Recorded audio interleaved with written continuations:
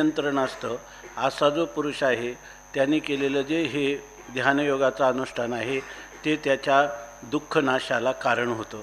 आणि हे सांगत असताना हा जो पुरुष आहे तो खऱ्या अर्थाने युक्त होतो. पण युक्त होतो म्हणजे काय, ज्या वेळेला त्याची बहिर्मुख झालेली अंतःकरणवृत्ती ही अंतर्मुख होते आणि केवळ आपल्या आत्मस्वरूपाच्या ठिकाणी नित्य निरंतर स्थिर होऊन राहते आणि त्याला ऐहिक किंवा पारलौकिक कोणत्याही विषय भोगाची कामना त्याच्या अंतःकरणात उद्भूत होत नाही.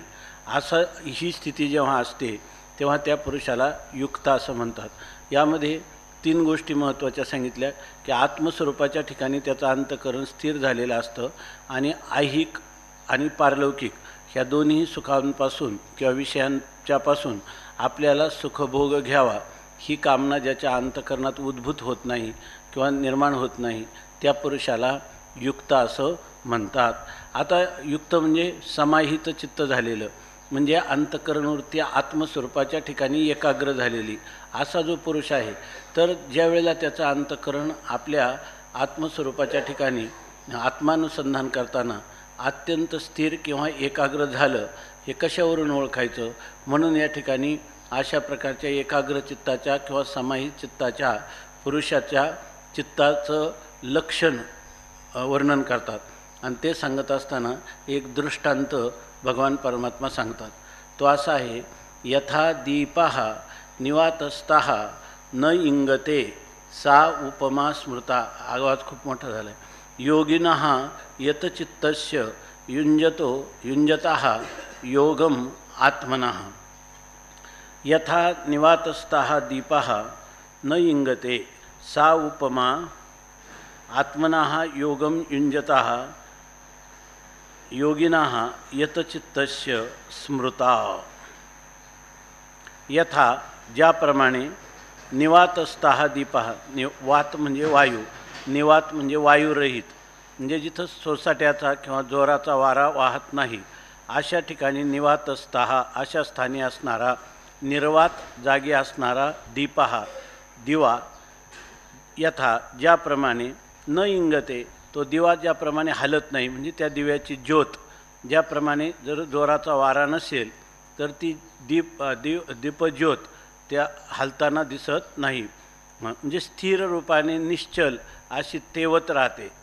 सा उपमा, आणि तीच उपमा म्हणजे त्या दिव्याच्या ज्योतीची उपमा म्हणजे निर्वात जागी निश्चलपणे शांतपणे तेवत राहणाऱ्या जो दिवा आहे त्या दिव्याचीच उपमा, त्याची तुलना किंवा त्याचा दृष्टांत या ठिकाणी देतात. कोणाला? ह्या पुरुषाला, युक्त पुरुषाला. कोणता? तर आत्मनः योगम युञ्जतः, जो आत्म्याशी योगम युञ्जतः योग करतो, ज्या आत्म्याशी संबंध करतो, म्हणजे आत्मस्वरूपाच्या ठिकाणी स्थिर राहतो किंवा आत्माकार वृत्ती करण्यासाठी ज्याची चित्ताची वृत्ती ही एकाग्र झालेली आहे. आत्मानं युञ्जतः म्हणजे अंतःकरणाची वृत्ती आपल्या आत्मस्वरूपाच्या ठिकाणी स्थापन करीत असताना त्या योगिनः यतचित्तस्य, जो यतचित्तस्य योगिनः, ज्याने आपलं चित्त संयमित केलेलं आहे, ज्याने आपलं चित्त स्वाधीन करून घेतलेलं आहे, की आपण जर म्हटलं की अनात्माकार वृत्तीचा परित्याग करायचा तर करू शकतो, बहिर्मुख वृत्ती त्या ठिकाणी थांबवायची तर थांबवू शकतो, अंतर्मुख वृत्ती आणि ती ह्या आत्माकार तीही नित्य निरंतर दीर्घकाल करण्याचा ज्याचा अभ्यास आहे असा जो पुरुष आहे त्या पुरुषाचं जे चित्त आहे ते चित्त कसं स्थिर असतं तर निर्वात दीपाप्रमाणे स्थिर असतं. अशा प्रकाराने या ठिकाणी ह्या श्लोकाचा अन्वयानुरूप अर्थ आहे. आता भगवान माऊली सांगतात, युक्ती योगाचे अंग पावे ऐसे प्रयाग जेथ होय बरवे तेथ क्षेत्र संन्यासे स्थिरावे मानस दयाचे. ते मागच्या श्लोकामध्ये सांगितलं माऊलींनी की म्हणून युक्ती हे पांडवा घडे जया सदैवा तो अपवर्गाचे राणीवा अलंकारी. जे त्याला अपवर्गाचं म्हणजे मोक्षाचं राणी म्हणजे साम्राज्य, त्या साम्राज्यामुळं हा पुरुष अलंकारी जे म्हणजे शोभतो. पण कोणाला? जेव्हा त्याची युक्ती योगाचा अंग पावते, म्हणजे त्याची असणारी ही युक्ती म्हणजे त्याचा जो असणारा जे नियम, इथले युक्ती कोणती आहे? इंद्रिय आणि मन यांचा संयम करणं, ही युक्ती ज्याच्या ठिकाणी जया सदैवा, ही काही कोणालाही इंद्रियांचं किंवा मनाचं नियमन करण्याचं सामर्थ्य सामान्य पुरुषाच्या ठिकाणी प्रयत्नाने देखील त्याला साध्य होत नाही. चित्ताचं एकाग्र करणं, चित्ताला विषयांकडून परान्मुख करणं, म्हणजे प्रत्याहार, धारणा, ध्यान ह्या ज्या साधना आहेत याच्या अगोदरची जी अंग सांगितलेली आहेत, उदाहरणार्थ 5 यम, 5 नियम किंवा आसन, प्राणायाम, ह्या गोष्टी धारणा, आपलं प्रत्याहार, धारणा, ध्यान, समाधी या क्रमाने जावं लागतं. आणि असा क्रम ज्या पुरुषाला साधला नाही तर त्या पुरुषाला हे चित्ताची एकाग्रता आत्मस्वरूपाच्या ठिकाणी करता येत नाही.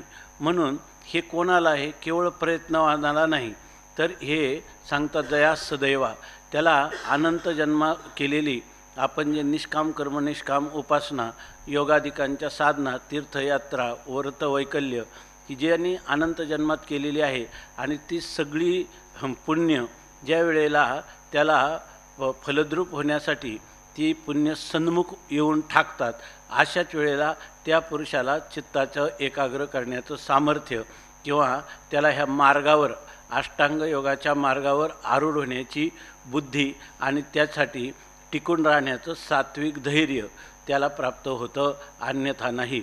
म्हणून घडे जया सदैवा. आणि असं जर त्याचं भाग्य उदयाला आलं तर मागं सांगितलं त्याप्रमाणे भाग्याचे निभडसे आणि उद्यमाचे निमिषे, समृद्धी जाता अपैसे घर रिगे, असं जसं होतं त्याचप्रमाणे या पुरुषाला तैसा युक्तू म्हणतू कौतुके, अभ्यासाच्या मोहरा ठाके आणि आत्मसिद्धीची पिके अनुभवू तयाचा, असं माऊलींनी अगोदर सांगितलं. तसंच इथं म्हणतात की या ठिकाणी युक्ती योगाचे अंग पावे. युक्ती म्हणजे त्यांनी केलेलं आहार, विहार, जागृती, स्वप्न यांचं केलेलं जे नियमन, ती युक्ती. आणि ती ज्या वेळेला योगाचे अंग पावे, ती युक्तीच पुढं जाऊन ज्या वेळेला त्याला योगाच्या अंग पावे म्हणजे योगामध्ये समरस होते, म्हणजे चित्ताच्या एकाग्रतेला प्राप्त होते. आणि चित्ताच्या एकाग्रतेला प्राप्त होते म्हणजे त्याची चित्ताची एकाग्रता झाली आहे, म्हणजे त्याचं चित्त निरुद्ध झालेलं आहे, नियंत्रित किंवा नियमित झालेलं आहे. अशी स्थिती जेव्हा येते तेव्हा म्हणजे ही स्थिती जी आहे ती असंप्रज्ञात समाधीकडं हळूहळू जाते. म्हणजे धारणेमधून ध्यान, ध्यानामधून समाधी, अशा प्रकारचा त्याचा प्रवास जेव्हा जवळजवळ येऊ लागतो तेव्हा म्हणतात हे होणं म्हणजे काय आहे. याच्यासाठी उदाहरण दिलं, आईशे योगाचे अंग पावे. अशा प्रकाराने ज्या पुरुषाने आपल्या जीवनामध्ये आहार विहारांचा नियमितपणा आणि तो योगाचा अंग म्हणजे योगाचा 8वं असणारं अंग समाधी, त्या समाधीला अंग पावे म्हणजे त्याचं अंग म्हणजे ते जो युक्ती आहे ती युक्ती योगामध्ये समरस होते, म्हणजे हळूहळू तो समाधीच्या स्वरूपाला प्राप्त होतो. त्यावेळेला त्याचं मन जे आहे तर जयाचे मानस स्थिरावे, त्याचं मन काय होतं? त्या आत्मस्वरूपाच्या ठिकाणी स्थिर होतं. कसं स्थिर होतं? तर क्षेत्र संन्यास, आपल्याकडे जे संन्यासाचे प्रकार आहेत त्याच्यामध्ये एक क्षेत्र संन्यास आहे. स्वामी महाराजांना त्यांचा क्षेत्र संन्यास आहे असं लोक म्हणायचे. त्यांचा क्षेत्र संन्यास नव्हता, पण त्यांनी आळंदीला आल्यानंतर जवळजवळ 38 वर्ष पुन्हा फक्त काही ठराविक वेळेला ते आपल्या गुरुघरी जाण्यासाठी फक्त नदी ओलांडायचे, नाहीतर नदी पण ओलांडली नाही. इंद्रायणीचा पलीकडं पण ते गेले नाही. पुण्यस्मरण किंवा काही अशी विशेष गोष्ट असली तर ते त्याच्यासाठी जायचे आणि ते पण नियमातच होतं. पण त्यांना क्षेत्रसन्यासी असं म्हणायचं. क्षेत्रसन्यासी म्हणजे एखाद्या क्षेत्रात निवास करण्याचा संकल्प केला की शरीर पडेपर्यंत त्या क्षेत्राला परत सोडायचं नाही, त्याला म्हणतात क्षेत्रसन्यास. तसं इथं याचा मनाने क्षेत्रसन्यास घेतलेला आहे. कोणाचा? आत्मक्षेत्रसन्यास. जे अंतःकरणाची प्रत्येक उत्पन्न होणारी वृत्ती ही नित्य निरंतर दीर्घकाल आदरपूर्वक अनायास फक्त आत्माकारच होत आहे, अशी स्थिती जेव्हा येईल तेव्हा त्याला म्हणतात जेथ क्षेत्र संन्यासे स्थिरावे मानस जयाचे. त्याचं मन, ज्या पुरुषाचं मन स्थिर रूपाने त्या आत्मस्वरूपाच्या ठिकाणी क्षेत्र संन्यास घेऊन जेव्हा राहू लागते किंवा वावरू लागते किंवा त्या ठिकाणी स्थिर भावाला प्राप्त होते, त्यावेळेला ती युक्ती योगाचा अंग पावलेली आहे. आणि त्या ठिकाणी जसं गंगा यमुना ह्या दोन नद्यांचा संगम आणि त्या ठिकाणी गुप्त अशी सरस्वती असते, त्याला प्रयाग क्षेत्र म्हणतात. तर या ठिकाणी त्याचं इथं प्रयाग झालेलं आहे. प्रयाग झालेला आहे म्हणजे त्याचे अंतःकरणवृत्ती आत्मा या ठिकाणी एकरूप झालेले आहेत, दोन्ही एकमेकाला प्राप्त झाले. म्हणजे अंतःकरणवृत्ती ही आत्मस्वरूपाकारच होऊन राहत आहे, त्याला म्हणायचं का तिथं प्रयाग झालं. आणि त्या प्रयागाच्या ठिकाणी त्याच्या अंतःकरणवृत्तीनं कायमचा क्षेत्र संन्यास घेतलेला आहे. तया ते योगयुक्त तू म्हण, हेही प्रसंगे जाण, ते दीपाचे उपलक्षण निर्वातीचे. आता म्हणतात तया ते योगयुक्त म्हण, त्या पुरुषाला काय म्हणायचं? योगयुक्त पुरुष असं म्हणायचं. की त्या योगयुक्त पुरुषाला त्याला म्हणायचं हेही प्रसंगे जाणं. हे काय आहे? प्रसंग. म्हणजे या ठिकाणी हे प्रसंग आला म्हणून तुला ही गोष्ट सांगत आहे. वास्तविक तो काय झाला? हे प्रसंगाने का सांगता? प्रसंग म्हणजे काय?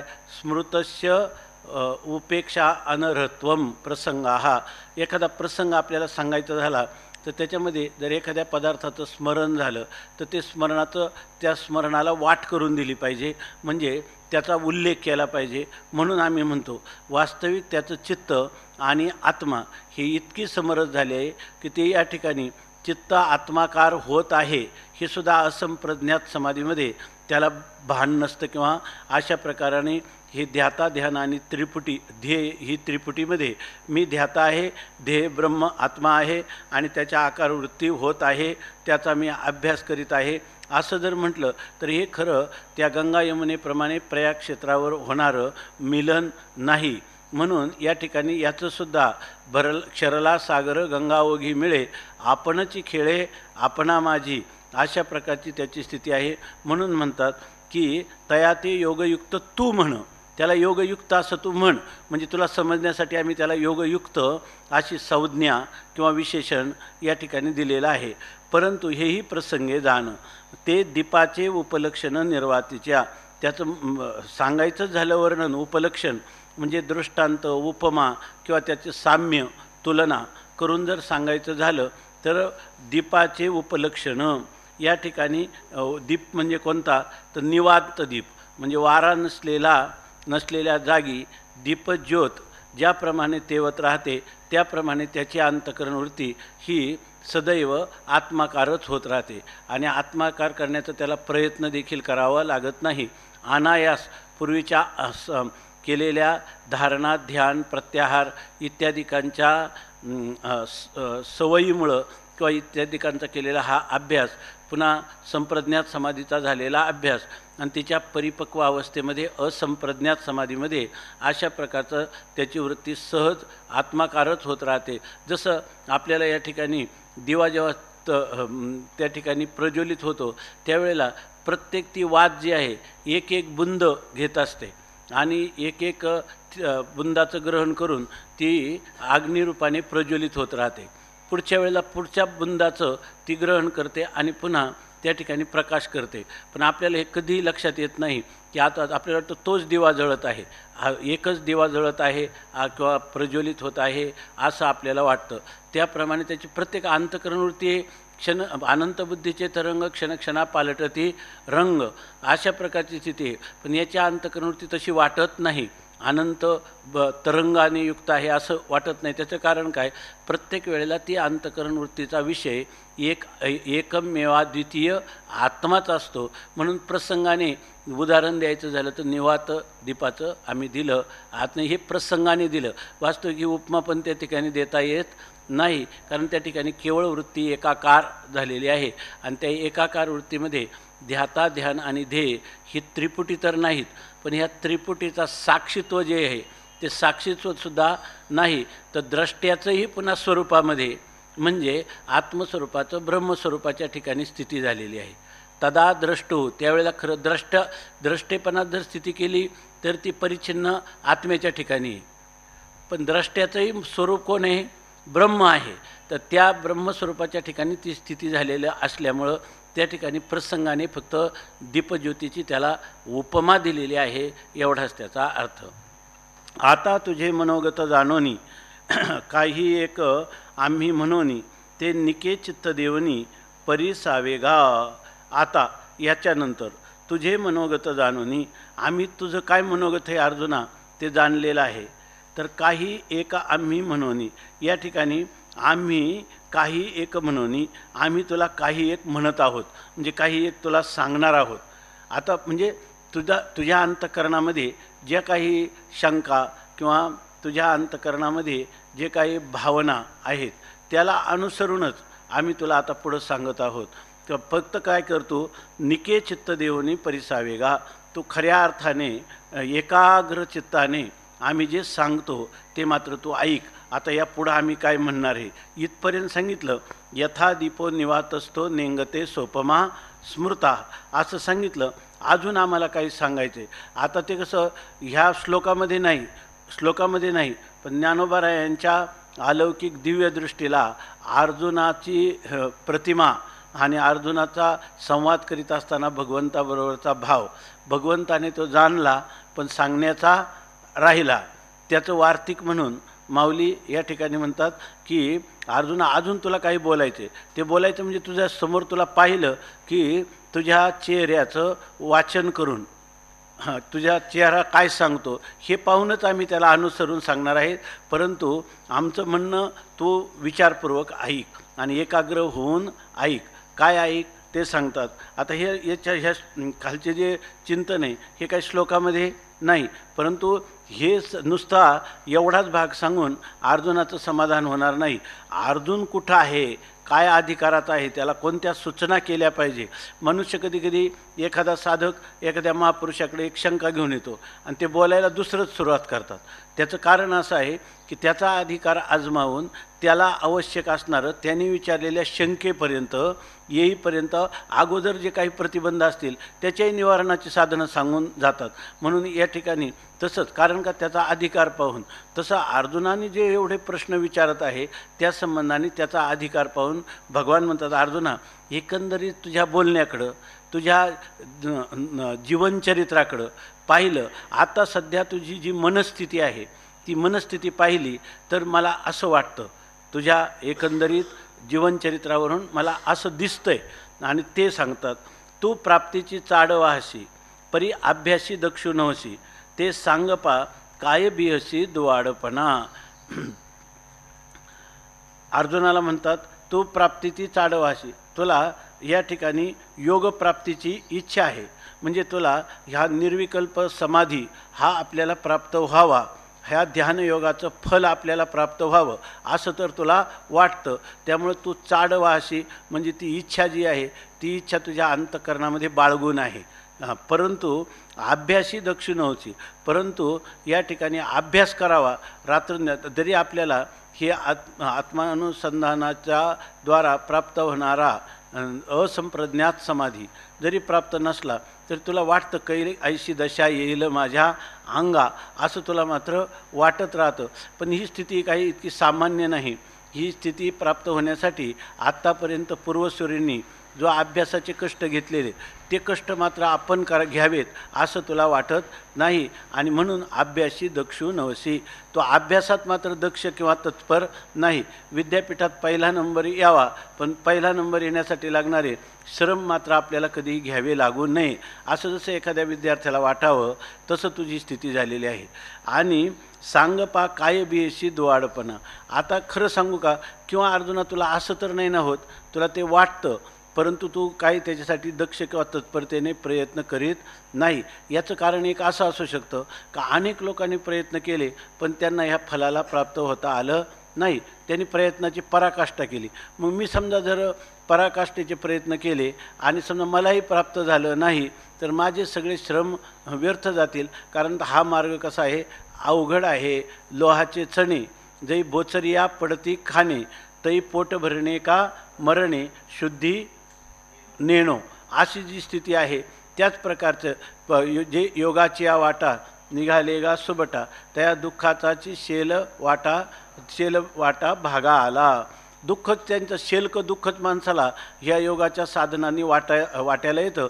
म्हणून का तू बिहशी दुवाडपणा, त्याच्यामध्ये दुवाडपणा म्हणजे जे काठिण्य आहे, त्या काठिण्याला तर हे कठीण मार्ग आहे म्हणून तू बिहशी का, त्याचं तर तुला भीती वाटत नाही ना, असं त्याला म्हणतात. म्हणजे तुला कदाचित काय आहे, तू प्रयत्न पण केले असते पण प्रयत्नाला यश येत नाही, कारण हा मार्गच मुळात अत्यंत दुष्कर, म्हणजे अनुष्ठान करण्यालाही कठीण आहे.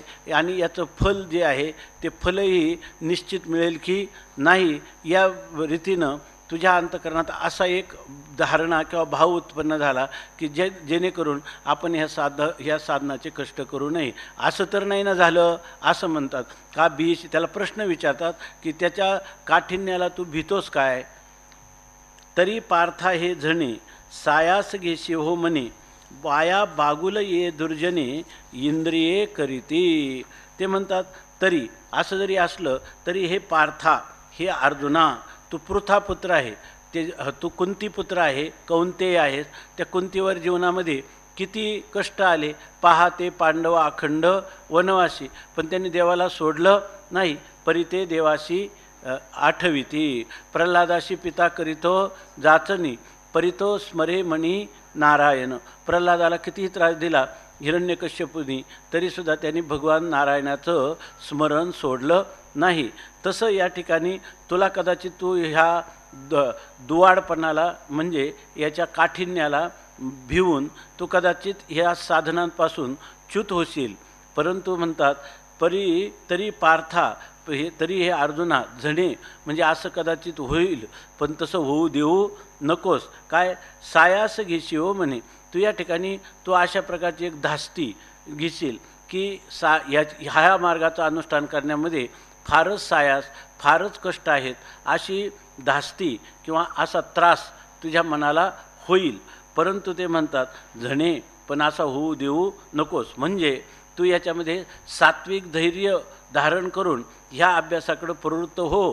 केवळ हा कठीण आहे म्हणून सोडून देऊ नको, किंवा याचं फल मिळेल की नाही अशा प्रकारचं संशयातही तो राहू नको. ही शंकासुद्धा काय 9व्या अध्यायात सांगतात, अशा शंकेशी किर ठावो, शंका यायला जागा आहे पण न धरावी त्वा. पण तू ही शंका धारण करू नकोस आणि ह्या मार्गापासून च्युत होऊ नकोस. कदाचित तुला वाटेल पण असं वाटू देऊ नको हो, असं सांगतात.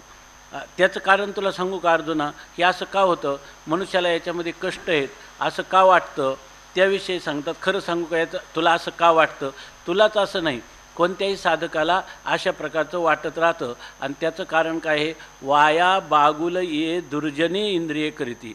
या ठिकाणी इंद्रियांना दुर्जन, दुष्ट अशा प्रकारचं विशेषण दिलेलं आहे.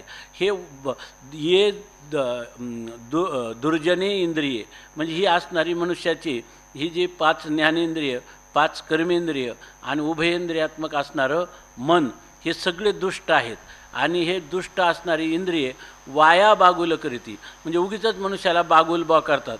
म्हणजे हा जो अभ्यास आहे ह्या अभ्यासाविषयी अंतःकरणात बागुलबा निर्माण करतात. म्हणजे काय, लहान मुलगा आहे आणि त्या लहान मुलाला अंधाऱ्या खोलीत काय सांगतात, इथं बागुलबा आहे. बागुलबा असतो का तिथं, नसतो. तर आला बागुलबा म्हटला तर मुलगा डोळे पांढरे करतो नसलेल्या बागुलबाने, आहे की नाही. कारण का, तर त्याच्या ठिकाणी मनाने ती कल्पना केली बागुलबा नावाचा कोणतरी प्राणी आहे आणि तो प्राणी आपल्यावर हल्ला करील आणि आपल्याला मारील असं त्याला वाटतं, म्हणून त्याला भीती वाटते. ही भीती वास्तव आहे काही त्यांनी कल्पनेतली भीती आहे. वास्तविक उलट बागुलबा नावाचा पदार्थ काहीच नसतो. उलट काही मुलांना तोच मुलगा मोठा झाल्यावर त्याला जर आईनं सांगितलं त्या खोलीत बागुलबा आहे, तो लगेच म्हणतो कुठे मला दाखव, मी त्याचा समाचार घेतो. कारण त्याला कळलं की बागुलबा नावाचा पदार्थच नसतो. तसं ही दुर्जन इंद्रिय जी आहेत ती आपल्याला भीती दाखवतात.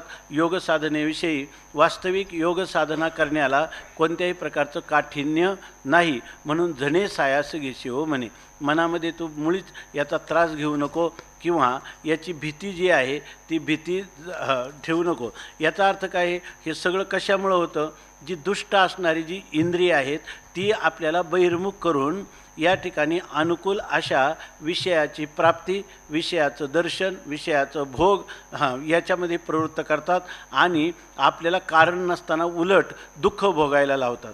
तेच जर आपल्याला त्याचं स्वरूप कळलं आणि आपली इंद्रिय बहिर्मुख झालेली इंद्रिय विषयांपासून परान्मुख होऊन त्या ठिकाणी आपल्या आत्म्याचं अनुसंधान करतील तर उत्तरोत्तर त्यांनी काय सांगितलं, सकाळी सुख वाढायला लागतं. आतू सुख वाढे, त्याला मनाच्या एकापेक्षा एका गंभीर स्तरामध्ये त्याला सुखच वाढायला लागतं. इतकंच नाही, ही जी अंतःकरणवृत्ती 4 प्रकारची झालेली आहे ज्याच्यामध्ये अहंकार, चित्त, मन आणि बुद्धी या सगळ्यामध्येच आनंद व्यक्त व्हायला लागतो. अंतःकरण चतुष्टयामध्ये त्यांनी सांगितलं की ज्या वेळेला चित्त बुद्धीचा निश्चय होतो आणि अहम जो आहे तो सोहम सदना माझी रिगे ओवी,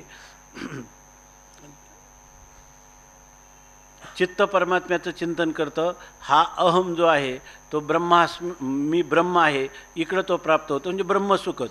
चित्त ज्या वेळेला त्याचं चिंतन करतं त्यावेळेला चित्तामध्येही सुखच आहे. बुद्धी निश्चय करते तेव्हा बुद्धीमध्ये निश्चयच आहे, आपलं सुखच आहे. आणि ज्यावेळेला मन ब्रह्मस्वरूपाचा संकल्प करतं, नाथ महाराजांची ओळी की भागवतामधली आपण नेहमी म्हणतो, तर ते दय्य अहंकार धरी सोहमपण तई चित्ती प्रगटे चैतन्य घन, तेव्हा मनही होय उन्मन आणि बुद्धीचा निश्चय पूर्ण परब्रह्मी. मग असं जर करायला लागलं तर हा बागुलबा आहे, हा बागुलबा आपल्याला दुःख देईल का? हा जो केलेला योगाभ्यास हा आपण जर सोडला नाही, सात्विक धैर्य संपन्न होऊन केला तर याच्यापासून सुख वाढेल की नाही? सुख घडोघडी वाढो लागे, अशा प्रकारचं भगवान अर्जुनाला समजावून सांगतात. वास्तविक ह्या मूळ श्लोकात असा काही भाव आहे का? नाही, पण भगवान अर्जुनाला सांगतात, पाहे आयुष्याते आढळ करी, हे जे सरते जीवितवारी, तया औषधाते वैरी, काय जिव्हा न म्हणे. भगवान श्रीकृष्णाला आपण जे म्हणतो कृष्णम वंदे जगद्गुरुम, भगवत पूज्यपाद आचार्यांनाही जगद्गुरू म्हणतात आणि जगद्गुरू तुकाराम महाराजांनाही जगद्गुरू म्हणतात. हे जगद्गुरूचं स्वरूप आहे. अर्जुनाने विचारलेली शंका आणि अर्जुन त्या योगाभ्यासापासून च्युत होऊ पाहत आहे, अशा वेळेला मायेच्या ममतेने त्याला तू याच्यापासून दूर होऊ नको त्याला समजावून सांगतात. आणि समजावून सांगताना असं उदाहरण देऊन सांगतात माऊली की अर्जुना तूच पहा बरं, तू जरा लक्षात घे. माणसाला असं वाटतं का हा योगाभ्यास अत्यंत कठीण आहे, पुन्हा योगाभ्यासाचं फल निश्चित मिळेल की नाही, नाहीतर मग आपलं काय होईल, इदंच नास्ती परंच न लभ्यते. इथं केलेल्या अभ्यासाचं योगाभ्यासाचं फलही मोक्ष मिळाला नाही आणि जे संसारी किंवा विषय सुख होतं ते आपण सोडून दिलं, घरकानं घाटका, असं कधीच याच्यामध्ये होत नाही. नाही कल्याणकृत कश्चित दुर्गतीम तात गच्छती. या ठिकाणी आपण कल्याणाच्या दिशेने साधक जेव्हा निघतो तेव्हा त्याचं अकल्याण कधीही होत नाही, असं भगवंतांनी आश्वासन ह्याच अध्यायामध्ये दिलेलं आहे. तर त्याला उदाहरण म्हणून सांगतात, पाहे आयुष्याते आढळ करी, जे सरते जीवित वारी, तया औषधाते वैरी, काय जिव्हा न म्हणे. त्याला उदाहरण सांगतात, आयुष्याते आढळ, जे म्हणजे जे औषध, एखाद्या रुग्णाला त्याला दिलेलं जे औषध आहे ते आयुष्याते आढळ करी, ते त्याचं आयुष्य स्थिर करतं की नाही. तो मरणाच्या वाटेला लागलेला आहे आणि त्याला जर योग्य औषध मिळालं तर ते औषध त्याच्या जीविताला आढळ किंवा दृढ करतं की नाही, करतं औषध. बरं, जे सरते जीवित वारी, आणि एखादा मनुष्य आहे ना, त्या आयुर्वेदमध्ये पूर्वी अशा हेमगर्भा वगैरे मात्रा दिल्या जातं, तर त्या मात्रा अशा आहे की तो रुग्ण जो आहे तो शेवटच्या अवस्थेत आहे, आता मृत्यूला प्राप्त होणार आहे, अशा वेळेला त्याला औषध द्यायचे आणि ते सांगायचे. इथं आपले निकम बाबा होते ना, आजारी. तेव्हा ते आम्हाला कोणीतरी सांगायला आलं. आम्ही गेलो तिथं गेल्यावर आपले हे गुरुवारी चंदेले नाना होते तिथं. तर ते म्हटले की, मी म्हटलं बाबांचं आता थोडंच राहिले, बाबा काय आता टिकणार नाही. ते म्हटले इथं एक आत्ताच वैद्य गेला आणि त्यांनी मला पाहिल्यावर तो एकदम वेगाने निघून गेला तिथून. तर ते म्हणे की त्यांनी आत्ता सांगितले 10,000 रुपये द्या, बाबांना मी अशी मात्रा देतो की बाबा लगेच तत्काल तुमच्याशी बोलायला सुरुवात करते. मग ते म्हणे मला सेवानिवृत्ती वेतन मिळते, तर जाऊ द्या, महापुरुषासाठी 10,000 रुपये खर्च करायचे. मी म्हटलं मग ते कोण आहे वैद्य, ते दाखवा तरी. म्हटलं ते बाबांना स्वर्गातून खाली आणणार आहेत का काय त्याच्यामध्ये. ते तसं काही ते झालं नाही. ते गेले आणि बाबा जवळजवळ 20-25 मिनिटांनी गेले. पण याला म्हणतात सरते जीवितवारी. पण आयुर्वेदमध्ये अशी औषधं आहेत, पण त्याचं ज्ञान, त्याचं निर्माण करण्याचं तंत्र, त्याचं योग्य असणारं त्याची मात्रा, ह्या सगळ्या गोष्टी कठीण आहे. त्याची प्रकृती काय नेहमी याच्याप्रमाणे. तर पण जर एखाद्याचा योग्य वैद्य जरी मिळाला तर ते काय आहे, सरते जीवितवारी. त्याचं सरते म्हणजे संपलेलं जीवन, ते काय करतं वारी म्हणजे संपलेलं जीवन त्याचा काय करतं परत आणतं. म्हणजे संपलेलं जीवन म्हणजे मृत्यू, आणि त्याला वारी म्हणजे त्या मृत्यूला काय करतं, टाळतं. अशा प्रकारे औषधाचा महिमा आहे. मग आता जर एखादं औषध आहे तरी लोक औषध घेत नाही. आजच एक मुलगा आला होता. तर ते म्हणे हे एवढी औषधं खायची. त्याला गोळ्या किती दिल्या होत्या? 3. म्हणलं एवढ्या खायच्या का? म्हणलं आज नाही खायच्या, 3 दिवसात 3 खायच्या. पण 3 दिवसात तरी खाल्ल्याच पाहिजे का म्हणे. तर मग मी म्हटलं मग तुळशीची पानं खा म्हणजे तरी ठीक होईल. मग 2 अर्थाने की तुळशीच्या पानाने त्याची बरा होईल, नाही तर मरताना तुळशीचं पान तरी त्याच्या ह्याच्यात राहील. आहे की नाही. पाहे आयुष्यात हे आढळ करी, जे सरते जीवितवारी. त्याचं संपलेलं जीवन जे आहे ते परत आणतं. तया औषधाते वैरी काय जीवा तया औषधाते काय वैरी न म्हणे. त्या पुरुषाचं जे असं औषध आहे की नाही, त्याचं संपलेलं जीवन आणते, आयुष्य स्थिर करते. असं औषध असून तरी ते खाताना थोडं कडवट लागतं, तर म्हणून किंवा वेगळ्या चव लागते. तर तो पुरुष काय त्या औषधाला वैरी म्हणत नाही, काय वैरी म्हणतो. हे औषध नको. ते आता त्या पंचकर्मामध्ये आमच्या त्या विलास डॉक्टरकडे जातात लोक, आणि सगळ्यात मोठं त्यांचं संकट कोणतं असतं, ते औषध पियायचं. ते झाल्यावर त्यांचं वर्षभर आरोग्य चांगलं राहतं पंचकर्माने. पण तेवढं ते औषध घेताना मात्र असं वाटतं का वैरी. नुसतं त्या हॉस्पिटलमध्ये ॲडमिट व्हायचा 6 महिने विचार करावा लागतो की बा व्हायचं का नाही व्हायचं. इतकं ते औषध वैर्याप्रमाणे वाटतं. पण ते आपल्याला अनुकूल असतं की नाही. तसं आईशे हिताशी जे निके, ते सदाची या इंद्रिया दुखे, ये रवी सोपे योगासारिखे काय आहे. ते म्हणतात आईशे अशा प्रकाराने माणसाला हिताशी निके, हित करण्यासाठी जे औषध आहे ते फार चांगलं असतं, उत्तम असतं. निश्चित त्याच्यामध्ये हित आहे, परंतु एखादी गोष्ट हितकारक आहे, परंतु सदाची या इंद्रिया दुःखे. परंतु ते इंद्रियाला मात्र नेहमीच दुःखकारक असतं. म्हणजे ते आपल्याला काय असतं, कल्याणकारक असतं, म्हणजे जीवाच्या हिताचं असतं. परंतु इंद्रियांच्या दृष्टीनं पाहिलं तर इंद्रियांना मात्र ते कायम फार दुःखदायक असं वाटतं. म्हणून तर माऊलींनी लिहिलं ना 18व्या अध्यायामध्ये ओव्या आहेत ना, की तैसे विषयांचे घर ना, इंद्रिये सांडिता थोर, युगांत होयते वीर विराग साती. यामध्ये माऊली म्हणतात की बाळेपासून बाळक, काळे नेता एकुलते एक, होय का उदक तुटता मीना. पाण्यातला माशाला पाण्यापासून दूर केल्यावर जसं दुःख होतं, आईला आपलं एकुलतं एक बाळक कालाने नेल्यावर जसं दुःख होतं, किंवा काय सारसाही विघडता ओहावनी वत्स काढिता, का भनंग दवडिता भानयावरुनी. या ठिकाणी गाईच्या काशेपासून ते वासराला दूध पिताना ओढल्यावर जसं दुःख होतं, 7 दिवसाचा भिकारी भनंग त्याला जर पक्वान्नाच्या ताटावरून ओढलं तर त्याला जसं दुःख होतं. किंवा तिसरा दृष्टांत काय, किंवा 2 सारस पक्ष्यांचा वियोग झाला असता ज्यांना जसं दुःख होतं. अजून दृष्टांत आहे का? 5च आहे. हे 5 दृष्टांत दिले. आणि काय 5 विषयांचे दृष्टांत आहे का काही याच्यातून? तसं काही नाही, तसं काही नाही. पण त्यांना जसं दुःख होतं तसं विषयांपासून इंद्रियांना परान्मुख करताना त्या मनुष्याला दुःख होतं. परंतु का, ह्या इंद्रियांचा स्वभावच असा आहे की त्यांना ह्या ज्याच्यामुळं आपलं निश्चित कल्याण आहे तेच साधन करण्यामध्ये त्यांना मात्र दुःखदायक वाटतं. आता पहाटे उठून काकडा थंडीच्या दिवसात इंद्रायणीचं स्नान करून करायचं म्हटलं तर इंद्रियांना काही बरं वाटतं का? त्याच्या ठिकाणी इंद्रियांना हे नेहमीच दुःख देतं. परंतु जर हा जो योग आहे ना, त्या योगाविषयी तुला जे वाटतं की हा योगाचं अनुष्ठान करणं हे कठीण आहे, त्रासदायक आहे, पण जर तू ह्या इंद्रियांची उपेक्षा केली किंवा ह्या इंद्रियांच्यावर नियमन केलं किंवा इंद्रियांना तू जुमानलं नाही की ही इंद्रिय अशीच आहेत, ही दुर्जन आहेत, यांच्या छंदात आपण सापडलो तर आपलं खरं अकल्याण होणार आहे, असं जर तू निर्धार केला तर मग मात्र एरवी सोपे योगासारखे काय आहे. ह्या योगासारखं दुसरं काही सोपं नाही. कारण काय आहे, याच्यामध्ये काय करायचं आहे आपल्याला, निषिद्ध विषय आहे, बरोबर ना. निषिद्ध विषय जे दुःखाला निश्चित कारण होणार आहे त्यांना सोडल्याने दुःख जाणार आहे का सुख येणार आहे?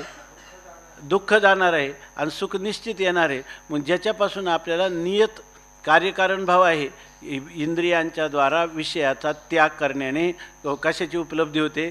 सुखाची उपलब्धी होते. आणि निवृत्ती कशाची होते? दुःखाची होते. मग जर दुःख जात असेल आणि सहज सुख अभिव्यक्त होत असेल तर त्याचे साधन आहे, त्याला सोपं म्हणायचं का अवघड म्हणायचं? सोपं. बरं, त्यागायचं काय? ज्या वस्तू त्याज्य आहे त्याच त्यागायच्या. त्या वस्तूच मुळात त्याज्य आहेत, त्याज्य वस्तूचा त्याग करायला काय आहे? आपल्याला जे मलमूत्राचं उत्सर्जन करतो आणि ते केल्याने आपल्याला बरं वाटत असतं का वाईट वाटत असतं? कारण त्या त्याज्यच वस्तू आहे. लगेच मनुष्य काय म्हणतो, आता बरं वाटलं. ऐक नाही, आता बरं वाटलं. माझ्या पोटात फार म्हणजे एकदम वेदना व्हायला लागल्या होत्या आणि आता काय वाटतं म्हणतो बरं वाटतं. याचा अर्थ त्याज्य वस्तूच्या त्यागाने काय होतं? उलट सुख वाढतं आणि दुःख काय होतं? निवृत्त होतं. या दृष्टीनं थोडासा विचार जरी मनुष्याने अंतर्मुख होऊन केला किंवा अनुभूतीच्या पातळीवर केला, स्वसंवेद्य अनुभूतीच्या पातळीवर केला तरीसुद्धा काय एरवी ह्या रीतीनं या दुसऱ्या पैलूतून जर चिंतन केलं तर योगासारखे सोपे काय आहे? योगा इतकं सोपं काय आहे? त्याच्यापेक्षा जास्त म्हटलं तर योगसूत्रात त्यांनी चिंतन दिलं.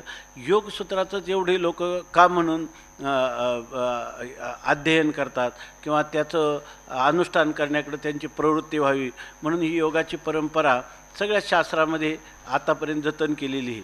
त्याचं कारण काय? इथं तुम्हाला आहे का तुमचा वर्ण कोणता, तुमचा आश्रम काय, तुमचा नियम काय, तुमचं लिंग कोणतं, तुमचं वय काय, कोणताच विचार नाही.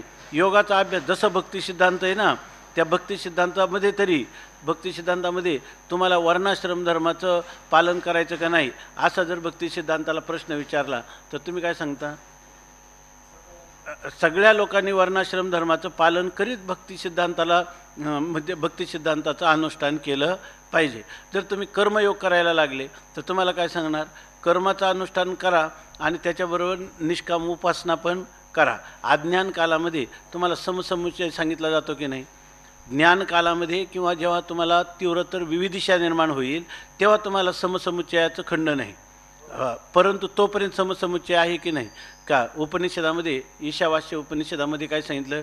विद्यांच्या अविद्यांचं आहे की नाही? विद्या आणि अविद्या यांच्यामध्ये तुम्ही काय तो श्लोक कोणता आहे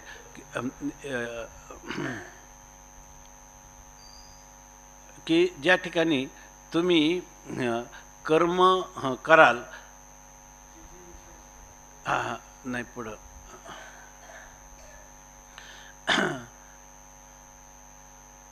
त्यांनी असं लिहिलं की जे ये अविद्याम उपासते. बरोबर ना? जे ये अविद्येची उपासना करतात ते घोर नरकामध्ये जातात. आणि ततो भूय येव ते तमो ये विद्याम उपासते. त्याच्यापेक्षाही घनघोर नरक म्हणजे अंधकारात कोण जात असतात? जे उपासना करतात. याच्यातून अर्थ काय झाला? कर्म केला तर नरकाला म्हणजे आणि उपासना केली तर त्याच्यापेक्षा घोर नरकाला. म्हणजे अर्थ काय? कर्म करावं का उपासना करावी? म्हणजे याचा अर्थ कर्म करत असताना उपासनेला सोडून केलेलं कर्म किंवा उपासना करीत असताना कर्माला सोडून केलेली उपासना, ही उपासना तुम्हाला अंधतम नरकाला घेऊन जाते, असं त्याचा अर्थ झाला. म्हणजे याचा अर्थ काय? याचा अर्थ काय झाला? दोन्ही करू नये असा झाला का दोन्हींचा समसमुच्चय करावा असा झाला? दोन्हींचा समसमुच्चय करावा असा त्याचा अर्थ झाला, आहे की नाही? म्हणून या ठिकाणी आपल्याला जर हे विचार केला नाही, हा विचार आपल्याला तिथेही करावा लागतो. आपलं चिंतन याच्यासाठी चालले. तसं योगामध्ये कोणता विचार करावा लागतं? ध्यान करण्याचा अधिकार कोणाला आहे? सगळ्यांना अधिकार आहे की नाही? यमनियमाचा अधिकार कोणाला असावा? का सगळ्यांना? का त्याच्यामुळं समाज जीवन पण सुचारू रूपाने चाललं राहील. म्हणजे व्यष्टीला कल्याणकारक आहे का समष्टीला? समष्टीला पण आणि व्यष्टीला पण कल्याणकारक आहे, असा विचाराचा असा हा योगाचा भाग आहे. म्हणून रेवी योगासारखे सोपे काय आहे? योगासारखं दुसरं काय सोपं आहे की नाही? बरं, याला काही भांडवल लागतं का? यज्ञ यागादिकासारखं काहीच भांडवल लागत नाही याला. कोणतंच तुम्हाला शरीर दिलेलं आहे का नाही? मन दिले की नाही? बुद्धी दिली की नाही? एवढंच साधन याला. जे देवाने ईश्वर प्रदत्त जे तुमच्याजवळ आहे तेवढीच सामुग्री लागते. त्याला बाहेरून काही गोळा करावं लागत नाही. यज्ञ यागादिका सारखे कष्ट त्याला नाहीत. बरं, त्या ठिकाणी त्याला वेदांत श्रवणाचे कष्ट आहेत का? ज्याच्यामुळं बुद्धीचे वाभाडे जातात. विचार करायचा का? हा फक्त क्रियायोग आहे की नाही? त्या ज्ञानयोगाचं श्रम जे आहे ते याच्यामध्ये आहेत का? तीर्थाटनाचे श्रम आहेत का? काहीच लागत नाही, आहे की नाही ह्या योगामध्ये. म्हणून हा योग तसा पाहिलं तर योग हा काय आहे? सर्वात सोपा आहे असं माऊली म्हणतात. यत्रो परमते चित्तं निरुद्धं योगसेवया यत्र चैवात्मनात्मानं पश्यन्नात्मनि तुष्यति सुखमात्यन्तिकं यत्तद्बुद्धिग्राह्यमतीन्द्रियं वेत्ति यत्र न चैवायं स्थितश्चलति तत्त्वतः यत्रोपरमते चित्तं निरुद्धं योगसेवया यत्र चैवात्मनात्मानं पश्यन्नात्मनि तुष्यति यत्रोपरमते वेत्ति यत्र न चैवायं स्थितश्चलति तत्त्वतः यत्रोपरमते चित्तं निरुद्धं योगसेवया यत्र चैवात्मनात्मानं पश्यन्नात्मनि तुष्यति सुखमात्यन्तिकं यत्तद्बुद्धिग्राह्यमतीन्द्रियं वेत्ति यत्र न चैवायं स्थितश्चलति तत्त्वतः यत्र उपरमते चित्तं निरुद्धं योगसेवया यत्र च एव आत्मना आत्मानं पश्यन् आत्मनि तुष्यति सुखम आत्यंतिकं यत्तद् बुद्धिग्राह्यम् अतीन्द्रियं वेत्ति यत्र न च एव अयं स्थितः चलति तत्त्वतः यत्र योगसेवया निरुद्धं चित्तम उपरमते च यत्र आत्मना आत्मानं पश्यन् आत्मनि तुष्यति यत् आत्यंतिकं बुद्धिग्राह्यम् अतीन्द्रियं सुखम तत् यत्र तत्र तत् वेत्ति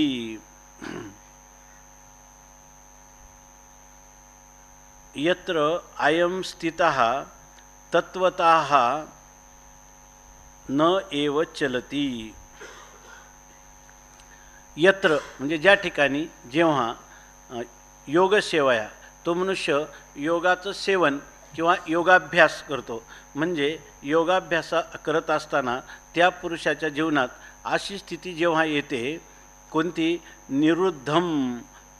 ते योगाच्या अभ्यासाने त्या चित्ताचा निरोध झालेला आहे, म्हणजे त्या चित्ताचं संयमन झालेलं आहे, नियंत्रण झालेलं आहे. असं जे चित्त आहे ते चित्तम उपरमते, ते चित्त उपरमाला प्राप्त होतं. उपरमाला प्राप्त होतं म्हणजे ते शांतीला प्राप्त होतं. शांतीला प्राप्त होतं म्हणजे त्याला अनुकूल विषय आणि इंद्रिय यांचा संबंध झाला तरी ते मन त्या ठिकाणी विचलित होत नाही. म्हणून नाही धावा घेतं मन आणि इंद्रियांचे समाधान. याचा अर्थ ह्या योगाभ्यास करता करता त्या चित्ताचा निरोध होतो आणि ते चित्त उपराम अवस्थेला प्राप्त होतं. यत्र आत्मना आत्मानम, यत्र म्हणजे ज्यावेळी किंवा ज्या ठिकाणी म्हणजे ज्यावेळी जो क्षण जीवनामध्ये अभ्यास करताना येतो त्या क्षणी किंवा त्यावेळी आत्मना म्हणजे आपल्या शुद्ध झालेल्या अंतकरणाने, आत्मानम म्हणजे आपलं ज्ञानस्वरूप असणारा जो आत्मा, त्या आत्म्याला पश्यन म्हणजे त्या आत्म्याचं दर्शन करणारा, त्या आत्म्याची अनुभूती घेणारा, म्हणजे विशुद्ध आत्म्यामध्ये आपलं विशुद्ध अंतकरणाच्या माध्यमातून त्या विशुद्ध असणाऱ्या सच्चिदानंद स्वरूप आत्म्याला पाहणारा, म्हणजे त्या आत्म्याचा साक्षात्कार करणारा जो पुरुष आहे तो आत्मनी तुष्यती. तो त्या ठिकाणी आपल्या ठिकाणी तो संतुष्ट होतो. आपल्या ठिकाणी संतुष्ट होतो म्हणजे काय, अंतकरणाने संतुष्ट होतो, परंतु ही संतुष्टता कशी असते, तो आपल्या स्वस्वरूपानेच तो संतुष्ट होतो. कारण स्वस्वरूपच आनंदरूप असल्यामुळं तेच आपलं स्वरूप आहे, म्हणून त्या स्वरूपानंदाने तो संतुष्टतेला प्राप्त होतो. आणि यत्र आणखी ज्या वेळेला ते जे सुख आपल्याला प्राप्त झालं ते सुख आहे कसं, तर यत आत्यंतिकम, जे सुख आत्यंतिक आहे म्हणजे निरतिशय आहे, त्या सुखासारखं दुसरं सुख नाही आणि त्या सुखापेक्षा श्रेष्ठ सुख नाही.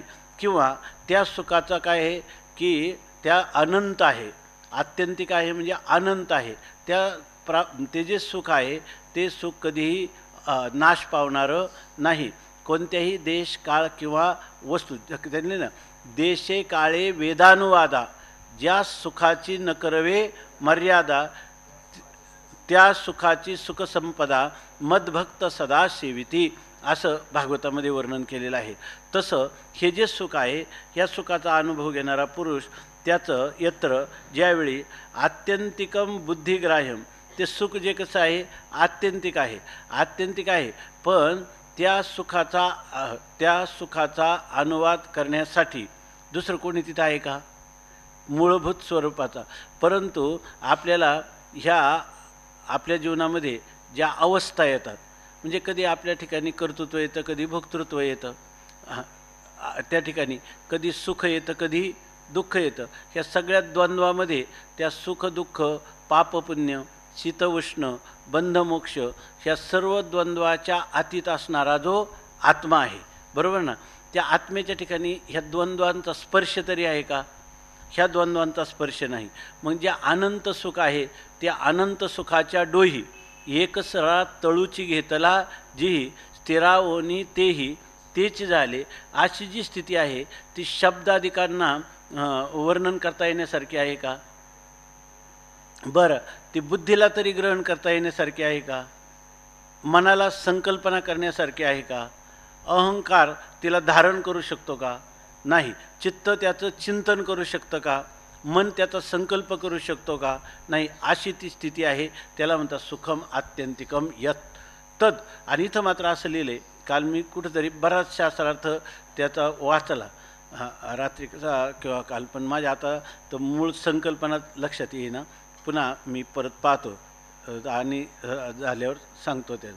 आता इथं त्यांनी मूळ शंका अशी केलेली आहे की बुद्धिग्राह्यम, आता असा जो आनंद आहे आपण तर सांगतो तिथं मन बुद्धीची पोच नाही.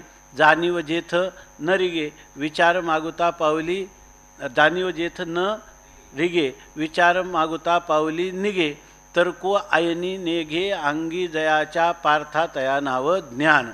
असं इथं ते ज्ञान आहे, तेच आपलं स्वरूप आहे, किंवा त्यालाच आत्मा असं या ठिकाणी म्हटलेलं आहे, किंवा त्याला सुख असं म्हटलेलं आहे. हे सुख जे आहे ते आत्यंतिक आहे, आणि आत्यंतिक ते कसं आहे, पुढं काय म्हटलेलं आहे, आतिंद्रियम. याचा अर्थ इंद्रियांच्या कवेत ते येत नाही, इंद्रियांच्या कक्षेत त्या सुखाचं वर्णन करता येत नाही, किंवा ते इंद्रियांच्या कक्षेच्या बाहेर आहे, असं ते सुख आहे.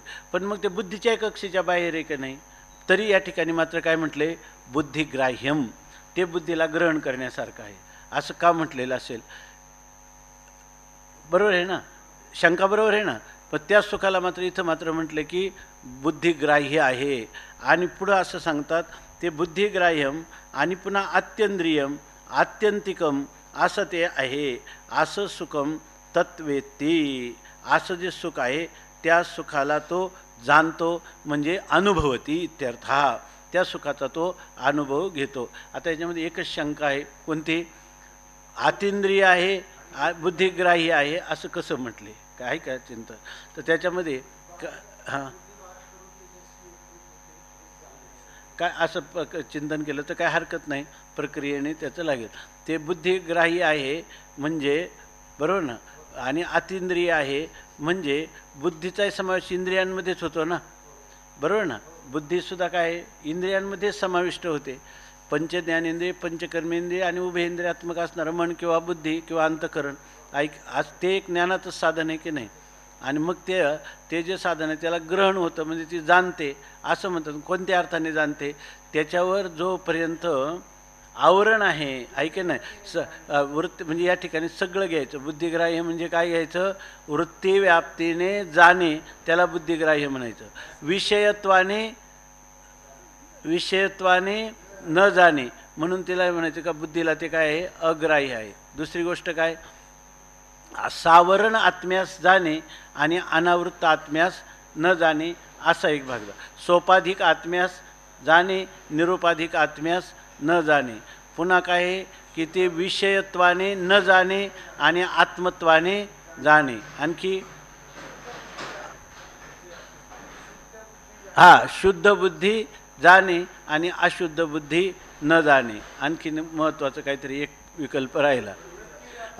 सगळ्यात महत्त्वाचं वृत्ती व्याप्तीने जाणे आणि फलव्याप्तीने न जाणे असाच अर्थ घ्यावा ना बुद्धिग्राह्य. काल मी एक काहीतरी यौक्तिक चिंतन होतं, बुद्धिग्राह्य आणि आतींद्रिय का म्हटलं, पण ते आता माझ्या लक्षात नाही.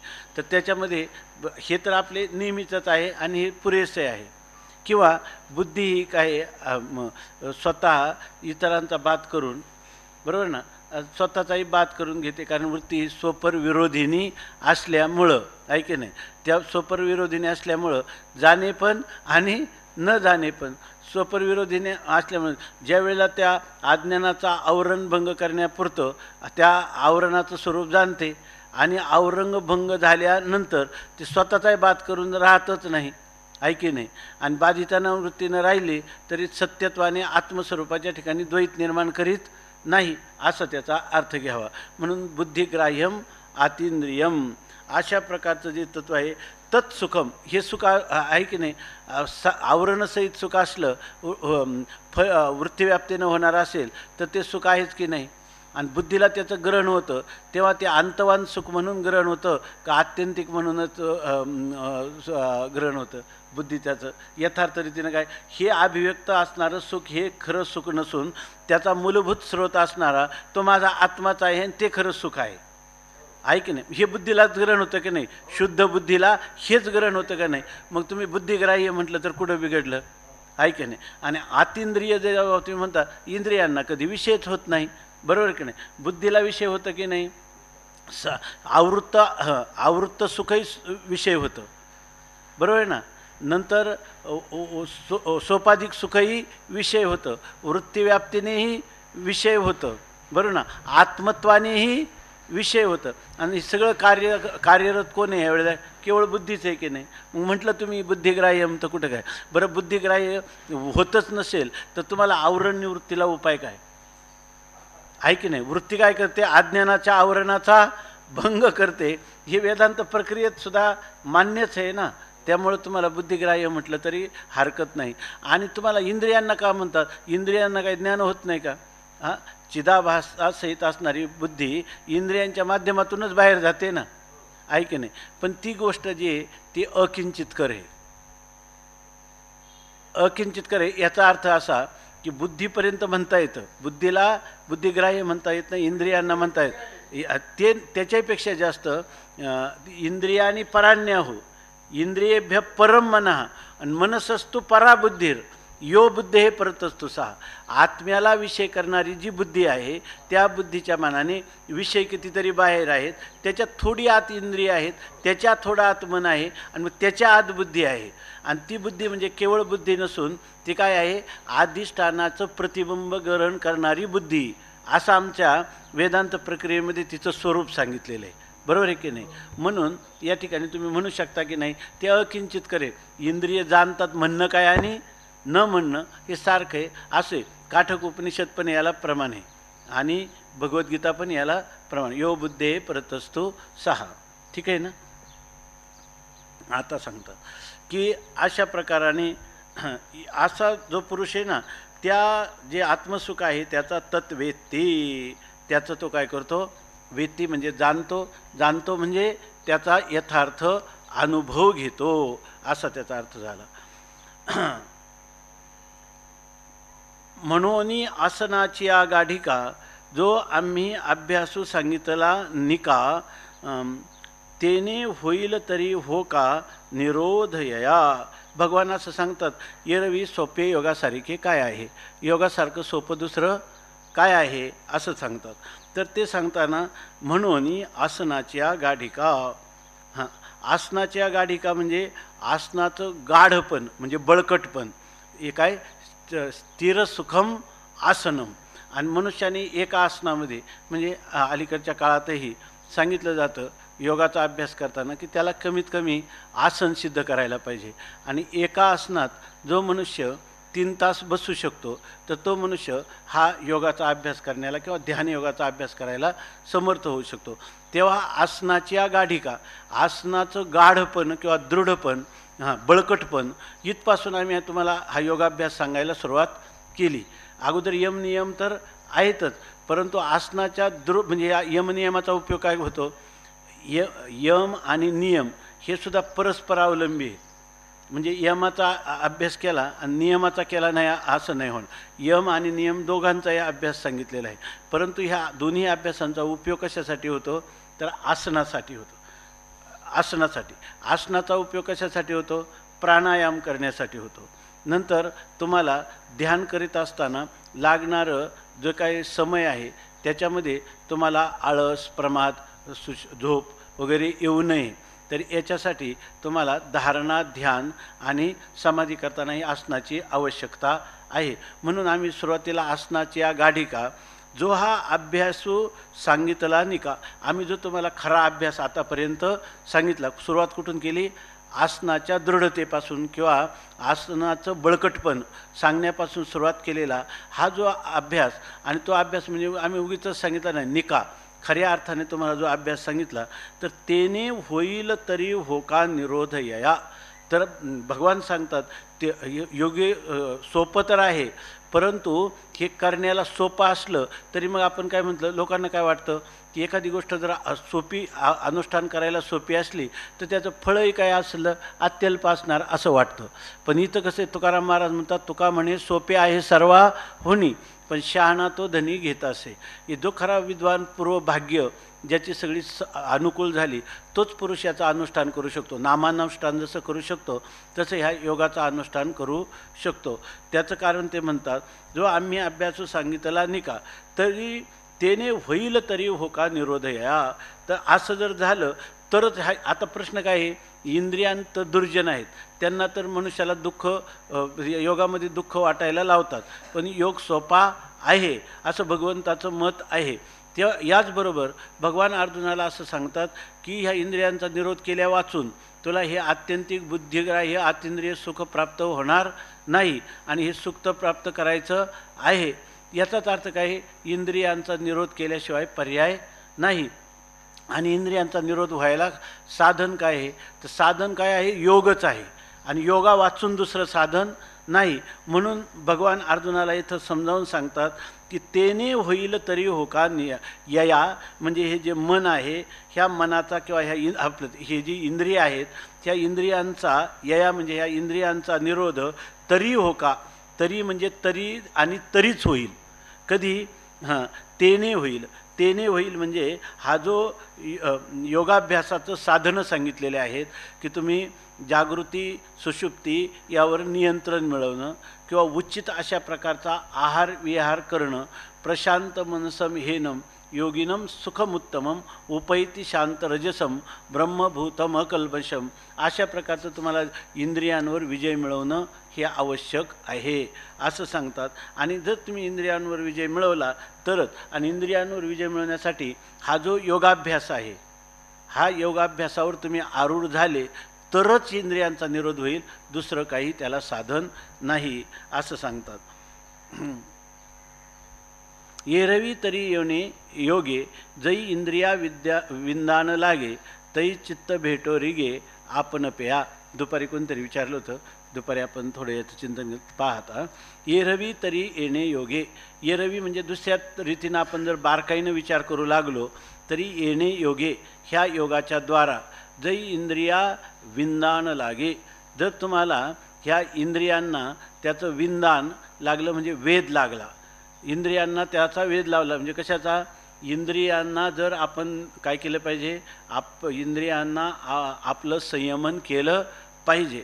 म्हणजे आता इंद्रियांना म्हणजे काय, ती इंद्रिय धारण करणाऱ्या साधकाला किंवा जीवात्म्याला जर असं वाटलं म्हणजे इथपर्यंत तो आला पाहिजे की इंद्रिया विंदानं लागे, म्हणजे ह्या इंद्रियांचं आपल्याला नियमन केल्याशिवाय आपल्याला शाश्वत सुखाची उपलब्धी होणार नाही, असा जर त्याला वेध लागला, आहे की नाही, असं म्हणजे त्याला हे कळून चुकलं की इंद्रियांचं नियमन जोपर्यंत होत नाही तोपर्यंत आपल्याला शाश्वत सुखाची उपलब्धी होणार नाही, असं जर कळलं त्या इंद्रियांना, तर मग त्यावेळेला तै चित्त भेटो रिगे आपण या, तर आपण पेया, तर त्याचं चित्त जे आहे ना ते आपण पेया भेटो रिघे, ते आपोआपच आत्मस्वरूपाच्या भेटीला जायला सज्ज होतं किंवा निघतं. आता हे कसं काय होतं, दुपारी कोणी विचारलं तर त्याच्यामध्ये असं कसं काय होईल. अहो, जेव्हा त्या इंद्रियांना असं कळतं की हा पुन्हा पुन्हा आम्ही विषयांकडे धावतो आणि नुसता पुन्हा पुन्हा तो आम्हाला आकळून या ठिकाणी आणतो. बरं, एवढंच नाही, आमचा विचार न करता ही बुद्धी काय करते, आत्मस्वरूपाकडे जाते, आहे की नाही, किंवा आपल्या गोलकामध्ये स्थिर होते, पण आमच्याकडं मात्र प्रवृत्त होत नाही. असं जेव्हा त्या इंद्रियांना वारंवार कळेल, आहे की नाही, काही काही जे असतात ना, ते खुंट्याला बांधलेली गाय असते आणि ती शेताच्या कडेवर ठेवलेली असते, त्याला दोर लांब बांधलेला असतो, पण कुठपर्यंत बांधलेला असतो, पिकात तिचं तोंड जाणार नाही.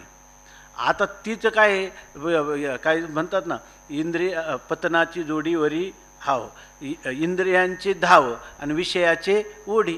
इंद्रियांची धाव कुठं राहते, सारखी विषयांकडे राहते आणि त्या विषयात तोंड खुपसायला ते पुन्हा पुन्हा इंद्रिय जातात आणि बुद्धी काय करते, त्यांना वळून आणते. मनाचं संकल्प विकल्प काय करतात, त्यांना त्या होऊ देत नाही, इंद्रियांना जाऊ देत नाही, म्हणजे मनाचे संकल्प विकल्प थांबतात. बुद्धीचा निश्चय त्या इंद्रियांच्या भोगाविषयीचा थांबतो, मनाचे संकल्प थांबतात. ती पुन्हा ती गाय कुठं जाते, पुन्हा त्या पिकात बरोबर तोंड पोचेल म्हणून जाते. थोडं अंतर राहतं पण ते इतका हिसका बसतो त्या खुंट्याचा का परत मागे येते. दिवसभर तिकडे गेली तिला खायला तरी मिळेल का, ती शेवटी कंटाळून जाते आणि आपला जो एरिया आहे दिलेला त्याच्यातच चरावं असं तिला वाटायला लागतं. तसं इंद्रिया विंदानं लागे, इंद्रियांना जर याचा वेध लागला तर मग ते इंद्रिय काय म्हणतात, हे चित्त, ह्या अहंकार म्हणजे धारण करणारा जीवात्मा हा आपल्या संबंधाने अहंकार धारण करत नाही, चित्त आपलं चिंतन करत नाही, मन आपला संकल्प करत नाही, बुद्धी आपला निश्चय करत नाही. उलट आपण झालं त्या निश्चयापासून काय, त्या निश्चयाने आपल्याला काय करते, परान्मुख करते, परावृत्त करते. मग आता हळूहळू हा योगाचा अभ्यास असा आहे की ह्याच्यामुळे मग ते म्हणतं, आता ते चित्त काय म्हणतं, इकडं चिंतन करून उपयोग नाही, मग त्यापेक्षा आपलं काय बरं आहे, चित्त भेटो रिघे आपण पया, आपण आपल्या आत्मस्वरूपालाच भेटलं तेच बरं राहील. कारण काय आहे, शास्त्र सांगतं, संत सांगतात, आणि निर्वृत्तिक स्थितीत येणाऱ्या तुष्णीभूत अवस्थेच्या आनंदाची प्रत्येकाला जीवाला दररोज ओळख करून देते. निर्विषय आनंदाची आपल्याला देव दररोज सुषुप्ती अवस्थेमध्ये ओळख करून देतो, आहे की नाही. मग तिकडंच गेलेलं बरं, आहे की नाही. शास्त्र प्रमाण आहे, साधू महात्म्यांचा अनुभूती प्रमाण आहे का आपली पण अनुभूती प्रमाण आहे, आपली अनुभूती प्रमाण आहे, फक्त त्या प्रमाणाला प्रामाण्य दिलं पाहिजे. त्या प्रमाणाला प्रामाण्य आपण जर दिलं तर ही गोष्ट होऊ शकेल. म्हणून त्या ठिकाणी ते चित्त जे सारखं विषयांकडे धावत होतं ते कुठं निघतं, आपण पया भेटो रिघे, ते आपल्या स्वतःला भेटायला निघतं. असं ठीक आहे की नाही. अशा प्रकारची ते म्हणे असं कसं काय होतं, चित्त आपल्याकडंच का बरं भेटायला निघतं, इंद्रियांचा तर स्वभाव आहे विषयाकडं. पण त्या इंद्रियांना जर त्यांनी लिहिलं ना, जे इंद्रिय विषयांकडे धावत होती ती सगळी इंद्रिय प्रत्याहाराला ओपली, विकून टाकली. ये घालवणी प्रत्याहारा हाती ओपी, काही विषयांच्या संगतीनं जी इंद्रिय विटाळलेली होती, असे माऊलींची ओळ आहे ना याच्यात, विषयांच्या संगतीमध्ये जी इंद्रिय विटाळलेली होती, बुरसटलेली होती, कायम त्या विनाश्य अशा प्रकारच्या पारतंत्र्य दूषित अशा विषयांकडे धावत होती, ती इंद्रिय तिकडून परान्मुख झाली, आहे की नाही? आणि आहे ना ओवी याच्या, आणि त्यांनी काय केलं, एक ठरवून टाकलं, इंद्रिय नाही प्रत्याहाराला विकलेली आहेत, म्हणजे माझी इंद्रिय माझ्या आता ताब्यात नाही, माझा जरी संकल्प झाला विषयांकडे जायचं, पण विकलित कोणाला? प्रत्याहाराला. आणि प्रत्याहार काय करील? त्या इंद्रियांना त्या विषयांपासून परान्मुख करील, आपल्या गोलकास्थान करील. आणि गोलकास्थान करून ह्या योगाने काय प्राप्त होत नाही, त्याला पुन्हा अंतर्मुख करून हृदयाकाशामध्ये जर आपल्या नित्य विद्यमान असणाऱ्या आत्मतत्वाचा शोध लागला तर त्यांना समाधान प्राप्त होतं. आणि एकदा ते समाधान प्राप्त व्हायला लागलं का ती आता काय होईल, इंद्रिये विसरली विषय संगू, ती विषयाची संगतीच विसरून जातात आणि ती सगळी इंद्रिय अंतर्मुख होतात. आणि मग तैसा विषय जातांचा वारा वाजो निदिजे इंद्रियद्वारा ये घालोनी प्रत्याहारा हाती ओपी, अशा प्रकारची त्याची स्थिती. हे मनोविज्ञान आहे की नाही? म्हणून त्या कोल्हटकरांनी जे पातंजली योग सूत्र दिलं ना, त्याला नाव काय दिले माहिती आहे का? भारतीय मनोविज्ञान असं नाव दिले. कोल्हटकरांनी जे भाष्य केलं त्याचं नाव काय दिलं. आणि खरं भारतीय मनोविज्ञान म्हणजे योगशास्त्रच आहे. दुसरं जर भारतीय मनोविज्ञान तुम्हाला विशेष रूपाने सांगायचं असेल ते कोणतं आहे? भक्ती सिद्धांत, आहे की नाही? त्याच्यामध्ये भक्तीचं जे विज्ञान आहे ते खरं मनोविज्ञान आहे, परंतु हे जे विज्ञान आहे ना याच्यापेक्षा ते अत्यंत सूक्ष्म आहे. भक्ती सिद्धांताचं मनोविज्ञान ते अत्यंत सूक्ष्म आहे, ते सार्वत्रिक सगळ्यांच्या लक्षात येऊ शकत नाही, आहे की नाही? आणि त्याच्यापेक्षा मनोविज्ञान कोणतं सूक्ष्म आहे? आहे की नाही? वेदांतातलं जे मनोविज्ञान आहे हे खरं मनोविज्ञान आहे की ज्याच्यामध्ये मन हेच विज्ञान स्वरूप आहे. प्रपंच ते तर सत्यत्व बुद्धी हे अज्ञान हेही मन, हे त्या मनाचं स्वरूप आहे. मनाचा स्वरूपाचा खरा शोध कधी लागला की वाया मने हे नाव येरवी कल्पनाची सावेव जेने संगे जीवदशा वस्तू, ह्या वेळेला खरं ज्ञानोबरायांच्या दृष्टीनं मनाचा शोध लागला. नाहीतर मग तत्र संकल्प विकल्पात्मकम मना, हा मग वाटतं की बरोबर आहे, निश्चयात्मिका तत्र बुद्धी, आहे की नाही? असं जर वाटत असेल तो मनाचा शोध नाही, आहे की नाही? ज्याला आपण मनाचं विज्ञान म्हणतो ना, ते मन विज्ञान स्वरूप आहे, हे खरं मनाचं विज्ञान आहे. आणि ते विज्ञानाचं स्वरूप काय आहे? ते येर प्रपंच हे विज्ञान, आणि पुढचं स्वरूप काय आहे? ते तर सत्यत्व बुद्धी हे अज्ञान, हेही जाण, असं जर कळलं तर ते मनोविज्ञान कळलं. आणि ते खरं भारतीय मनोविज्ञान आहे वेदांताचं. तोपर्यंत आपल्याला हे कोणतं योगविज्ञान आहे? भारतीय मनोविज्ञान योग दर्शनाचं आता इथं चालू आहे की नाही? आणि भक्ती सिद्धांताचं म्हणजे त्याला काय म्हणतो, अपूर्व अशा प्रकारचे, त्याची तुलना होऊ शकत नाही. वेदांत आणि वेदाबरोबर देखील त्या मनोविज्ञानाची, भक्तीतल्या मनोविज्ञानाची तुलना होऊ शकत नाही. जिथं शिवो भूत्वा शिवम यजेत असं सांगतात, मीची होनी पांडवा माझी करीती सेवा, नवलाव तो सांगावा असे न ऐक, अशा प्रकारचं हे मनोविज्ञान आहे की नाही? मनाचा विचार करायचा झाला तर कोणत्या तरी एकाच दर्शनात शिरलं आणि मनाचा विचार केला तर तो विचार नेहमी अपुरा राहणार आहे. कुठपर्यंत अपुरा राहणार आहे माहिती आहे का? मनाच्या स्वरूपाचा विचार हा अपूर्ण आहे, असं अपूर्ण आहे, कारण मिथ्या वस्तूचा पूर्ण विचार ही भाष्यात संभवत नाही असं वेदांत सांगतो, आहे की नाही? पण भक्ती सिद्धांताचा विचार आहे ना, तो त्यालाही उल्लंघन करून जातो. पाठीमागे गेली होई की त्या ठिकाणी नाही का, पुढे येणार आहेत मला वाटतं की त्याच्यामध्ये असं त्यांनी लिहिलं, नाही मागच गेलं, मोक्ष सुखा लागी रंकू, जया सोहम भाव हा अटकू, मोक्ष सुखा लागोनी रंकू, तयाचे दिठीचा कळंकू लागेल तुझी या प्रेमा, असं सांगणारे ज्ञानेश्वर महाराज जे आहेत या ठिकाणी. हे जे मनोविज्ञान आहे हे मनोविज्ञान वेदांतालाही अतिक्रमण करून, ऐका नाही, या अनुभवाची जोगे नोहे बोला ऐसे असं सांगणारं मनोविज्ञान आहे की नाही? आपल्याला ते मनोविज्ञान, आपण शब्द प्रचार करतो बऱ्याच वेळेला त्याची शब्दशक्ती किंवा त्याची व्याप्ती फारसं लक्षात घेत नाही. आणि आपण त्या शब्दांचा प्रयोग करीत राहतो. कारण आपल्याला तेवढंच लक्षात आहे, मन आणि मनाचं विज्ञान संकल्प विकल्पात्मकम मनहा. पण कुठं मन शब्द बुद्धी अर्थाने आला आहे, कुठं अहंकार अर्थाने आला आहे, कुठं चित्त अर्थाने आला आहे की नाही, कुठं चित्त चतुष्टय सगळं डोळ्यापुढं ठेवून आलेलं आहे.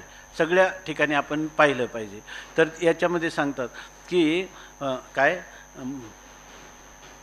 येरवी तरी योनी योगे जै इंद्रिया विंदान लागे तै चित्त भेटोरी घे आपण पेया. त्यावेळेला ते चित्त आत्मस्वरूपाकडे जाईल की नाही.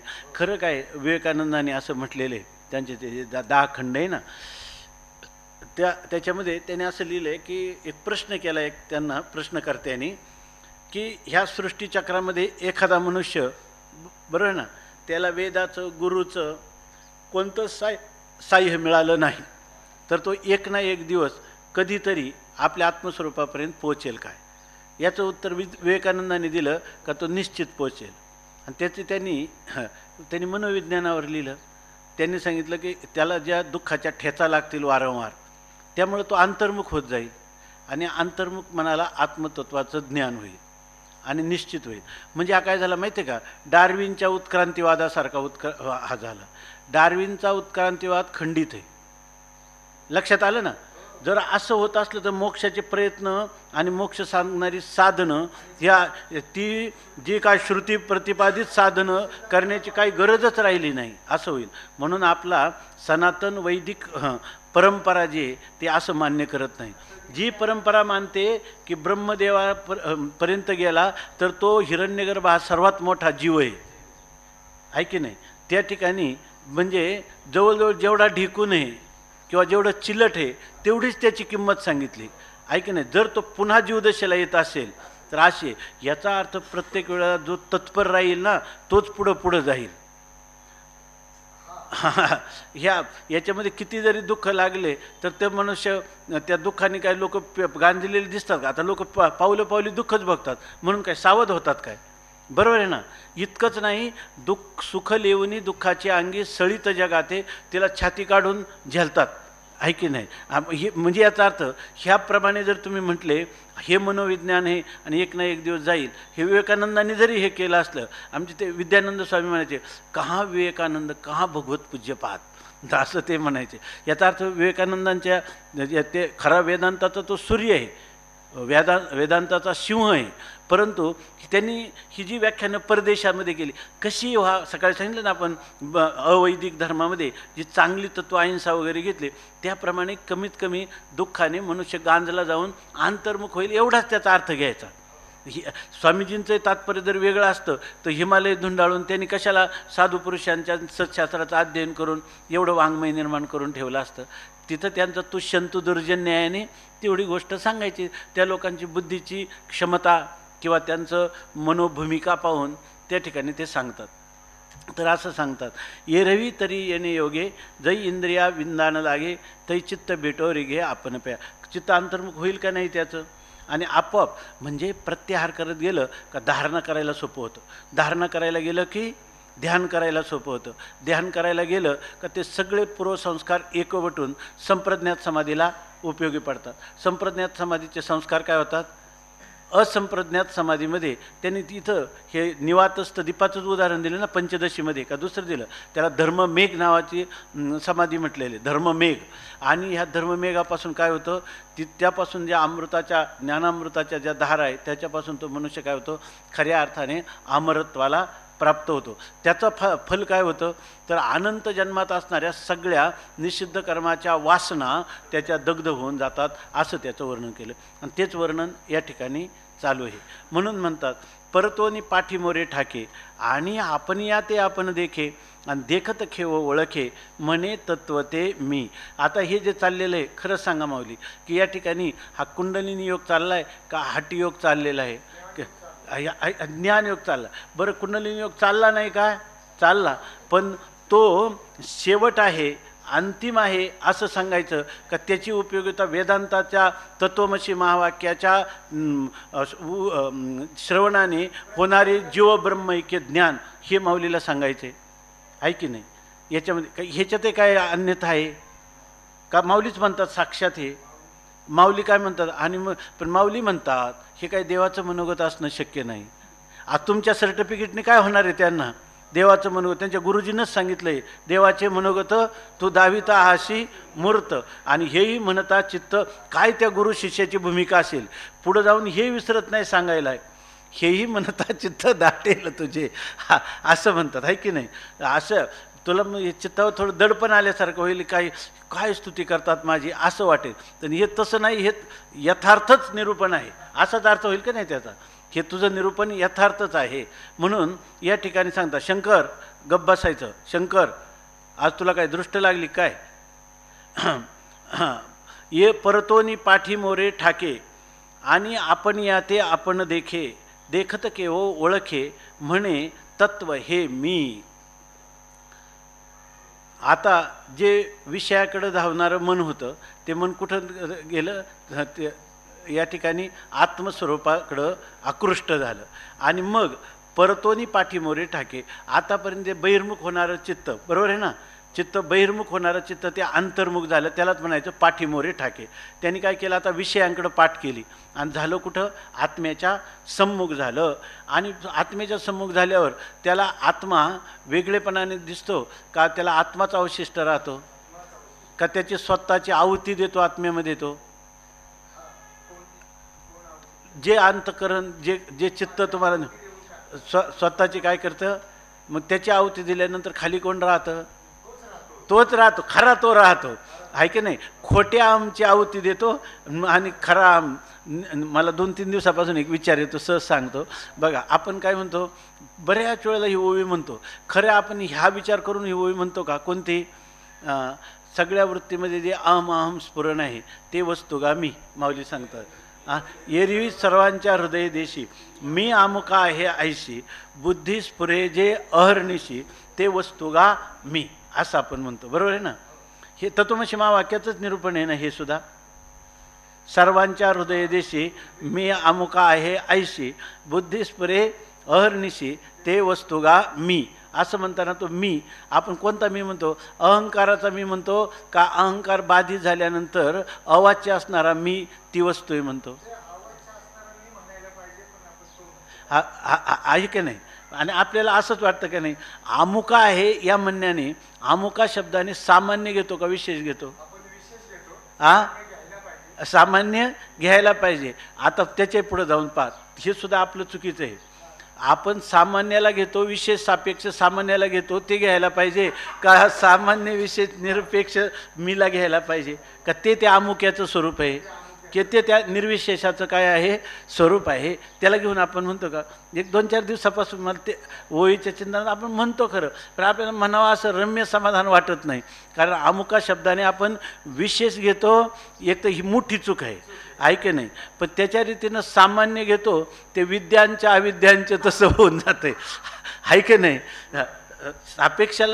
सापेक्षतेला घेऊन जेव्हा आपण म्हणतो तेव्हा त्याच्यातलं जे काही जिती अविद्या आहे असं होऊन जातं ना ते, ऐके नाही? मग त्या ठिकाणी असं जर ज्याला कळलं, सामान्य विशेष निरपेक्ष सत्सामान्याचं स्वरूप अवाच्य जर त्याला कळलं, तर त्या ठिकाणी त्याला ब्रह्माचं यथार्थ ज्ञानाचं काही अभिनिवेश होईल का? होणारच नाही. मग त्याला जर तुम्हाला ब्रह्मज्ञान झालं तर तो काय सांगेल? मी ब्रह्म आहे. आणि ते मी ब्रह्म आहे म्हणजे काय? मी ब्रह्म आहे म्हणताना त्या ठिकाणी मीला ठेवून ब्रह्म आहे का मीला घालून ब्रह्म आहे का? यालाच म्हणायचं बाद समानाधिकरण्य. बाद समानाधिकरण्य सांगेल. आणि त्याच्या पुढं जाऊन जर तो म्हटला, तो बाद समानाधिकरण्य सांगत्यावेळी त्याची आतला आवाज हे सांगत असेल की या ठिकाणी बाद समानाधिकरण्य मुख्य समानाधिकरण्य स्वस्वरूपे विकल्पो नास्ती, ऐकी नाही? असं जर म्हटलं तर ह्या ओवीचं रसग्रहण होईल. या ओळीचं रसग्रहण होईल म्हणणं चुकीचं आहे का? रसरूपता होईल, ऐक नाही? मग इदंतेश, ते पण ओळी तशीच आहे. मग इदंतेशी वाळले पण मी पणेविन डहारले, ते रूप पाहिजे आपुले आपणची वा. ही एक ओळी त्याच्यामध्ये चिंतनीय आहे, ऐकी नाही? काय त्या ओळीसाठी दृष्टांत कोणता दिला माऊलींनी? जैसा न बोडली काय हा पूर्वार्ध, तेथीचे पाहणे ऐसे असे विरा, जैसा न बोडली या विहिरा, आपल्या उगमी झरा होनी ठाके. हा आनंद जोपर्यंत हा खरा आनंद आहे, एवढीच वास्तव गोष्ट आहे, याच्या अतिरिक्त दुसरं कोणतंच इतकं वास्तव नाही. आहे की नाही? सापेक्ष वास्तवाला काही किंमत आहे का? पार एकदम मूल्यहीनच आहे. बर और बनाओ चांदी. और बनाओ. बर. हा तिथं पण हा विचारोनी अहंकार सांडिजे. आताच येणार आहे 7व्या अध्यायात लगेच. अरे हा होऊन गेली नाही. हा विचारोनी अहंकार सांडिजे, मग असतीच वस्तू होईजे, तरी आपुली स्वस्ती सहजे आपण केली. परतोनी पाठीमोरे ठाके, आपण या ते आपण देखे. ते जे आहे तर परतोनी लगेच परान्मुख होतं, आहे की नाही? आणि पाठीमोरे ठाके पाठ करतं. कोणाकडं पाठ करतं? इंद्रियांकडं पाठ करतं आणि आत्म्याच्या सन्मुख होतं. याला म्हणतं परतोनी पाठीमोरे ठाके, म्हणजे आत्माभिमुख होतं. आणि आपण या ते आपण देखे. आणि त्यावेळेला ते कोणाला कोण पाहतं? आपल्यालाच आपण पाहतो. अरे आपलं स्वरूप आपल्याला पाहण्याचा विषय होईल काय कधी? मग कसं काय आपल्याचं आपल्याला? आपलं जे ज्याचं स्वरूप असतं ते त्याला कधीच विषय होत नाही. असं पाहणं हे खरं पाहणं आहे की नाही? म्हणून तो आपण या ते आपण देखे. परवा एक जण आले होते, त्याने आपल्याकडे काही आणून दिले. तर ते म्हणतात की जे अमृतानुभव आहे ना, तर ज्ञानेश्वरीत आलेला जो अमृतानुभव आहे त्याच्या ज्या ओव्या मला वाटल्या, तर त्यांनी त्याचं कोणत्या ओव्याच्या अमृतानुभवच्या कोणत्या ओव्याला कोणत्या ओव्या आहेत ते त्यांनी सगळं आपल्याकडे आणून दिलं. ते म्हणे एकदा तुम्ही अवलोकन करा याच्यामध्ये. जर खरं बारकाईनं जर पाहिलं ना, अमृतानुभवामधला अमृतानुभव कळायला जेवढा अवघड आहे ना, त्याच्यापेक्षा अमृतानुभवातला अनुभव कळायला सुगम आणि त्याच्यापेक्षाही अनेक ठिकाणी गंभीर अशा प्रकारचं रहस्यात्मक त्याचं स्पष्टीकरण झालं आहे. असा ग्रंथ आहे एकनाथी भागवतातली मंगलाचरणं आणि दुसरा आहे ज्ञानेश्वरी. आणि ज्ञानेश्वरीमध्ये अमृतानुभव कुठं आला हे तुम्हाला शोधावं लागेल. कुठं आला त्या सगळ्या ठिकाणी असं सांगता येईल. कितीतरी ओव्या असे आहेत की जे अमृतानुभवाचं स्पष्टीकरण आपल्याला अमृतानुभवामध्ये झालं नाही. तुम्ही म्हणाल नित्यानंद एके दीपिकेमध्ये झालं नाही का? त्याच्यातही झालं नाही. अनेक टीकामध्येही झालं नाही. ते स्पष्टीकरण माऊलीने इथं केलेलं आहे. त्यामुळं त्यांना आम्ही म्हटलं की तुमचं काय आम्ही पाहणार आहे की तुम्हाला माऊलीने ही प्रेरणा केली ना, तुम्ही ज्या ओव्या ज्या तुमच्या त्याच्या समोर आल्या अर्थात त्या निश्चित स्पष्टीकरणात्मक आहे. याच्याबद्दल आपल्याला विचार करायचं काय कारण आहे? त्यांना जी माऊलीने जी बुद्धी दिली ती बरोबरच दिली असणार ना. कारण अमृतानुभवाला अनुलक्षून समजा ते जर म्हणले मला सगळी ज्ञानेश्वरीचा अमृतानुभवाचा अनुवाद दिसते, तर आपल्याला काय म्हणता येईल त्यांना? का ते खऱ्यातलं खरं आहे? ते उलट जास्त खऱ्यातलं खरं आहे की नाही? परतोनी पाठीमोरे ठाके आणि आपण या ते आपण देखे. तो पाहतो कोणाला? पाठीमागे झाल्यानंतर आपलाच आपल्याला पाहतो. म्हणजेच आपल्यालाच आपल्या निरुपाधिक स्वरूपात उर्वरित ठेवतो, अवशिष्ट राहतो. थोडक्यात हे चिंतन काय आहे? स्वयंप्रकाशाने स्वतःसिद्ध वस्तुरूपाने राहतो, असं त्याचा अर्थ झाला. आणि हे सगळं आणि देखत खेवो ओळखे म्हणे तत्व ते मी. आणि देखत खेवो जेव्हा तो स्वयंप्रकाश स्वतःसिद्ध रूपाने एकमेवा द्वितीयम स्वगत सजातीय विजातीय भेदरहित सच्चिदानंद अद्वय आहे की नाही, नित्य निष्कल शुद्ध बुद्ध मुक्त स्वभाववान अशा स्वरूपाने तो राहतो. कार्यकारणातीत अशा स्वरूपाने राहतो. उत्पत्ती विनाश रहित अशा अविनाशित्वाने असंगत्वाने निर्विकारात्वाने जे तत्व राहिलं, आता त्याला काय म्हणतात? त्या तत्व देखत खेवो. ते तत्व त्यांनी पाहिल्याबरोबर म्हणजे त्या तत्वाचं त्याला यथार्थ परोक्ष ज्ञान झाल्याबरोबर. बरं, मग अपरोक्ष झालं मग पुन्हा कशाला म्हणतात? देखत खेवो ओळखे. पाहिल्याबरोबर त्या तत्वाला तो ओळखतो. म्हणजे त्याचं असं अर्थ करा, नंतर त्याचंही चिंतन करता येईल. असा अर्थ जर आपण केला तर पहा, भावला तर पहा, नसलं तर तुमचा अर्थ त्याच्यापेक्षा सरस आहे, त्याच्याबद्दल काही नाही. पण जर देखत खेवो त्याचं प्रथम क्षणी ज्या वेळेला असत्वापादक आवारण दूर होऊन ओळख होते, त्याच वेळेला पुढचा पाऊल कोणता आहे? म्हणे अरे हे जे परोक्ष असणारं तत्व आहे ते ओळखे. ते म्हणे त्यावेळेला तो काय म्हणतो? अरे हे तत्व परोक्ष नसून यत साक्षात अपरोक्षात ब्रह्म, ते ब्रह्मतत्व कोण आहे? तत्व म्हणजे त्याचं खरं यथार्थ स्वरूप ते कोण आहे? यथार्थ म्हणे मी, म्हणजे ते कोण आहे? अहम ब्रह्मास्मी असं तो म्हणतो, आहे की नाही. याच्यामध्ये याला जरी कोणी आत्मसंयम योग म्हटलं, ध्यान योग म्हटलं, बरोबर ना, कुंडलिनी योग, हाट योग, आहे की नाही, राजयोग, एवढी नावं माऊलीनं त्याला पंथराज म्हटलं तर याच्यामध्ये एवढी नावं नेमकं कोणतं म्हटलं तर एवढे विकल्प येतात की नाही. पण माऊलीनं खरा सांगितलेला राजयोग हा विचाराने प्राप्त होणारा योग आहे, बरोबर ना. विचाराने त्यांनी लिहिलं, राजरूप धातूपासून हे राज शब्द निर्माण झालेला आहे. त्याचा अर्थ काय, दैदिप्यमान, प्रकाश, स्वयंप्रकाश, आहे की नाही. आपल्या त्या जयप्रभूंच्या भाषेत काय आहे, स्वतः प्रकाश, स्वयंप्रकाश, सगळा प्रकाश ही प्रकाश, प्रकाश में प्रकाश आहे की नाही. हा प्रकाश आहे नाही अशी जी स्थिती आहे तर त्याप्रमाणे म्हणतात देखत खेव ओळखे. आता मग तुम्ही जर असं म्हटलं चालेल का नाही, देखत खेव त्याचं यथार्थ ज्ञान झाल्याबरोबर काय करतो, त्याला ओळखतो म्हणजे ब्रह्म सच्चिदानंदाद्वय आता सांगितलेल्या सगळ्या लक्षणांनी युक्त आहे असं तो ओळखतो. पण ते माझ्याहून भिन्न आहे का, तर नाही. खरी ओळख जेव्हा होते, कोणतं असत्वापादक आवरण दूर होतं, त्याच वेळेला त्याने जर तत्वमसी महावाक्य पूर्वी श्रवण केलं असेल तर आता प्रतिबंध निवृत्तीद्वारा तो काय म्हणतो, म्हणे ते मी, ते कोण आहे, मी. किंवा जर त्याला ज्यावेळेला श्रीगुरु प्राप्त कृपा, त्यांनी हे सगळा अभ्यास केल्यानंतर त्याला श्रीगुरूच्या कृपेने त्याला काय होतं, परोक्ष आणि अपरोक्ष ज्ञानाची उपलब्धी होते आणि आभानापादक असत्वापादक आवरण दोन्ही आवरणाचा भंग होऊन, म्हणायचं झालं तरी तिन्ही आवरणाचा सिद्धांत बिंदूमध्ये तिसरं आवरण सांगितलं, कोणतं, अनानंदापादक आवरण. त्या आवरणाचा भंग होऊन तो काय म्हणतो, तत्व कोण आहे, मी आहे असं म्हणतो, असं वर्ण. मग हा योग कोणता आहे, वेदांत योगच आहे की नाही. काय कोणी लोक काय म्हणणार की हे काय आहे, यांचं पूर्वग्रह किंवा ग्रहित कृत्यातून मग हे जिकडं मांजर कुठे पडलं तर 4 पायावर पडतं आणि मग का ज्ञानेश्वर महाराजांचाच योग आहे हा, ज्ञानेश्वर महाराजांचा योग आहे हा. म्हणून सांगतात यत्रो परमते चित्तम, नाही, सुखमात्यंतिकम यत्तद बुद्धी, उभी राहिली, हा खालच्या श्लोकात राहिलं, ते ओळखीची सरिसे सुखाची या साम्राज्य बैसे मग आपण पे समरसे विरोणी जाय. दुसऱ्या अध्यायाचं आपण चिंतन आपलं अन्वयानुरूप अर्थ तर पाहिलेलंच आहे. सुखमात्यंतिकम यत्तद बुद्धिग्राह्यमतींद्रियम वेत्ति यत्र न चैवायम स्थितश्चलति तत्वतः. ते ओळखीची सरिसे सुखाची या साम्राज्य बैसे मग आपण पा समरसे विरवणी जाय. आणि सगळं परमार्थ कोणाचं आहे, चित्ताचा आहे. म्हणून योगच चित्तवृत्ती निरोधा, म्हणून तर ह्या योगाचं चिंतन चाललेलं आहे. ह्या योगामध्ये सर्वात प्रमुख कोण आहे, चित्त, चिंतन करणारी अंतःकरणाची जी वृत्ती आहे त्या वृत्तीमध्ये ते ओळखीची सरिके. ओळखी कोणाची झाली, ते आत्मतत्व मी आहे अशी ओळखी झाल्याबरोबर, मग अशी ओळखी झाल्यावर काय होतं, सुखाचे या साम्राज्य बैसे.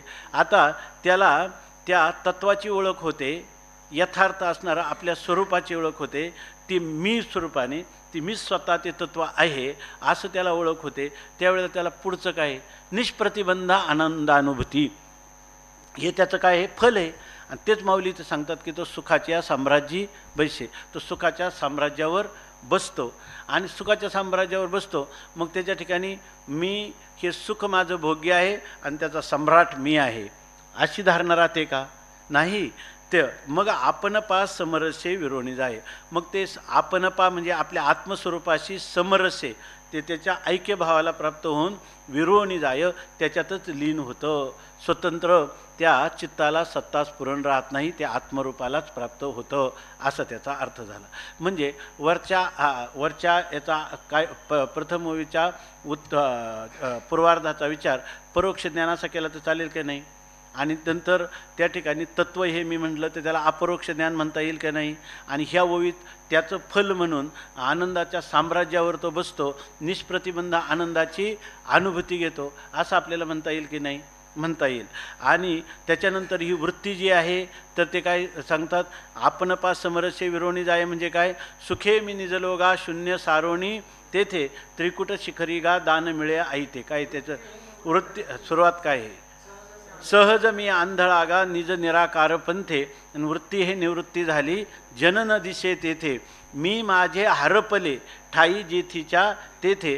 सुखे मी निजलो अदृश्यतेचे झाले काही दृश्य जे होते, सुखे मी निजलोगा शून्य सारुणी तेथे. अशी स्थिती आहे की नाही या ठिकाणी.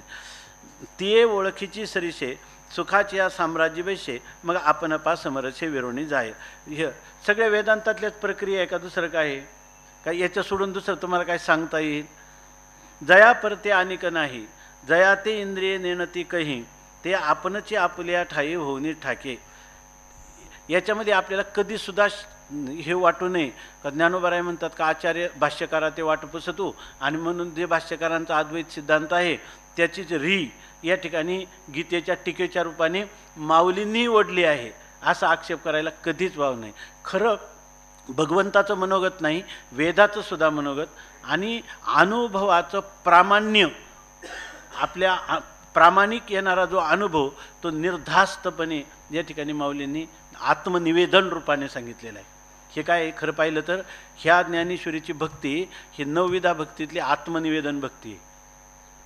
आत्मा दुसरा मला ते की ह्या सगळ्यांचा विषय एकच आत्मा आहे असा एक ओवी आहे, अशी एक ओवी आहे बघा. की सगळे जे श्लोक आहे ना, जसं देव बोलिले एक दुजे नाही, तसा सर्वांचा विषय किंवा अमृतानुभवामध्ये होईल. त्या सगळ्या शब्दांचा तात्पर्यभूत अर्थ काय आहे? फक्त आत्माच आहे. किंवा दुसरे एक इथं तो आत्मा एवढी मिळेल सुखा. हां हां, जो प्रियाची परमसीमा तो नाही, ती नाही आहे ना. किंब होना इया दर्पण करील ओविया, तो आत्मा एवढिया मिळेल सुखा. असंच आहे ना. मग हे कोणी सांगितलं? माऊलींनीच सांगितलं. खरा विषय कोण आहे ह्या ग्रंथाचा? आत्मा, आपलं स्वरूप आहे की नाही, एवढाच विषय आहे. म्हणून सांगतात जया परते अनिक नाही, जया ते इंद्रिय नेणती कही, ते आपणची आपल्या ठाई होऊनी ठाके. जया परते अनिक. आता त्या आत्म्याच्या अतिरिक्त अनात्म पदार्थ राहिला का? अनात्म म्हणून काही पदार्थच नाही. अनिक नाही म्हणजे अनिक दुसरा कोणताच पदार्थ नाही. येतो अन्यद अर्थम, त्या परमात्म्याच्या अतिरिक्त असणारं सर्व काय आहे? मिथ्या, भासमान, बाधयोग्य प्रतिती मात्र असं आहे. जया ते इंद्रिय नेणती काही, ज्या आत्मस्वरूपाला इंद्रिय जाणतात का? इंद्रिय जाणू शकत नाहीत. ते आपणची आपल्या ठाई, आणि ते ज्याला जाणू शकत नाही ते आत्मतत्व. आणि ते कुठं राहतं? ते आत्मतत्वाला कोणाचा आश्रय आहे? त्याचा त्यालाच आश्रय आहे का? हे म्हणण्यापुरतं आहे, मारण्या का? तो अनाश्रयच आहे. तो अनाश्रयच ना. यदक्षरम अनाख्येय मानंद मजम केवलम, काय? श्रीमन निवृत्तीनाथेती ख्यातम दैवतम आश्रये.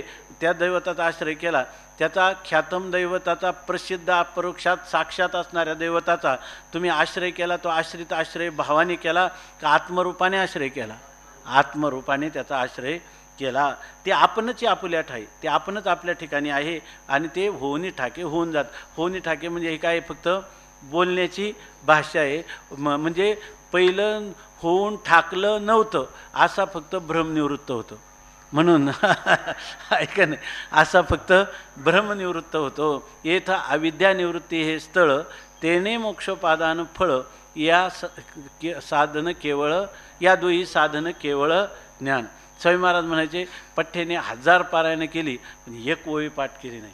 पण त्या ह्या ज्या ओव्या आहे ना, त्या जीवनात त्यांनी इतक्या अनुसरल्या होत्या की त्यांना दिवसातून 10 वेळा जरी आल्या तर त्यांना कोणाला विचारावं नव्हतं लागेल. ते त्या सहज त्यांच्या जीवेवर नाचायच्या.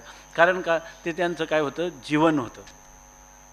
यम लब्ध्वा चा परम लाभम मन्यते नाधिकम ततः, यस्मिन् स्थितो न दुःखेन गुरुणापि विचाल्यते.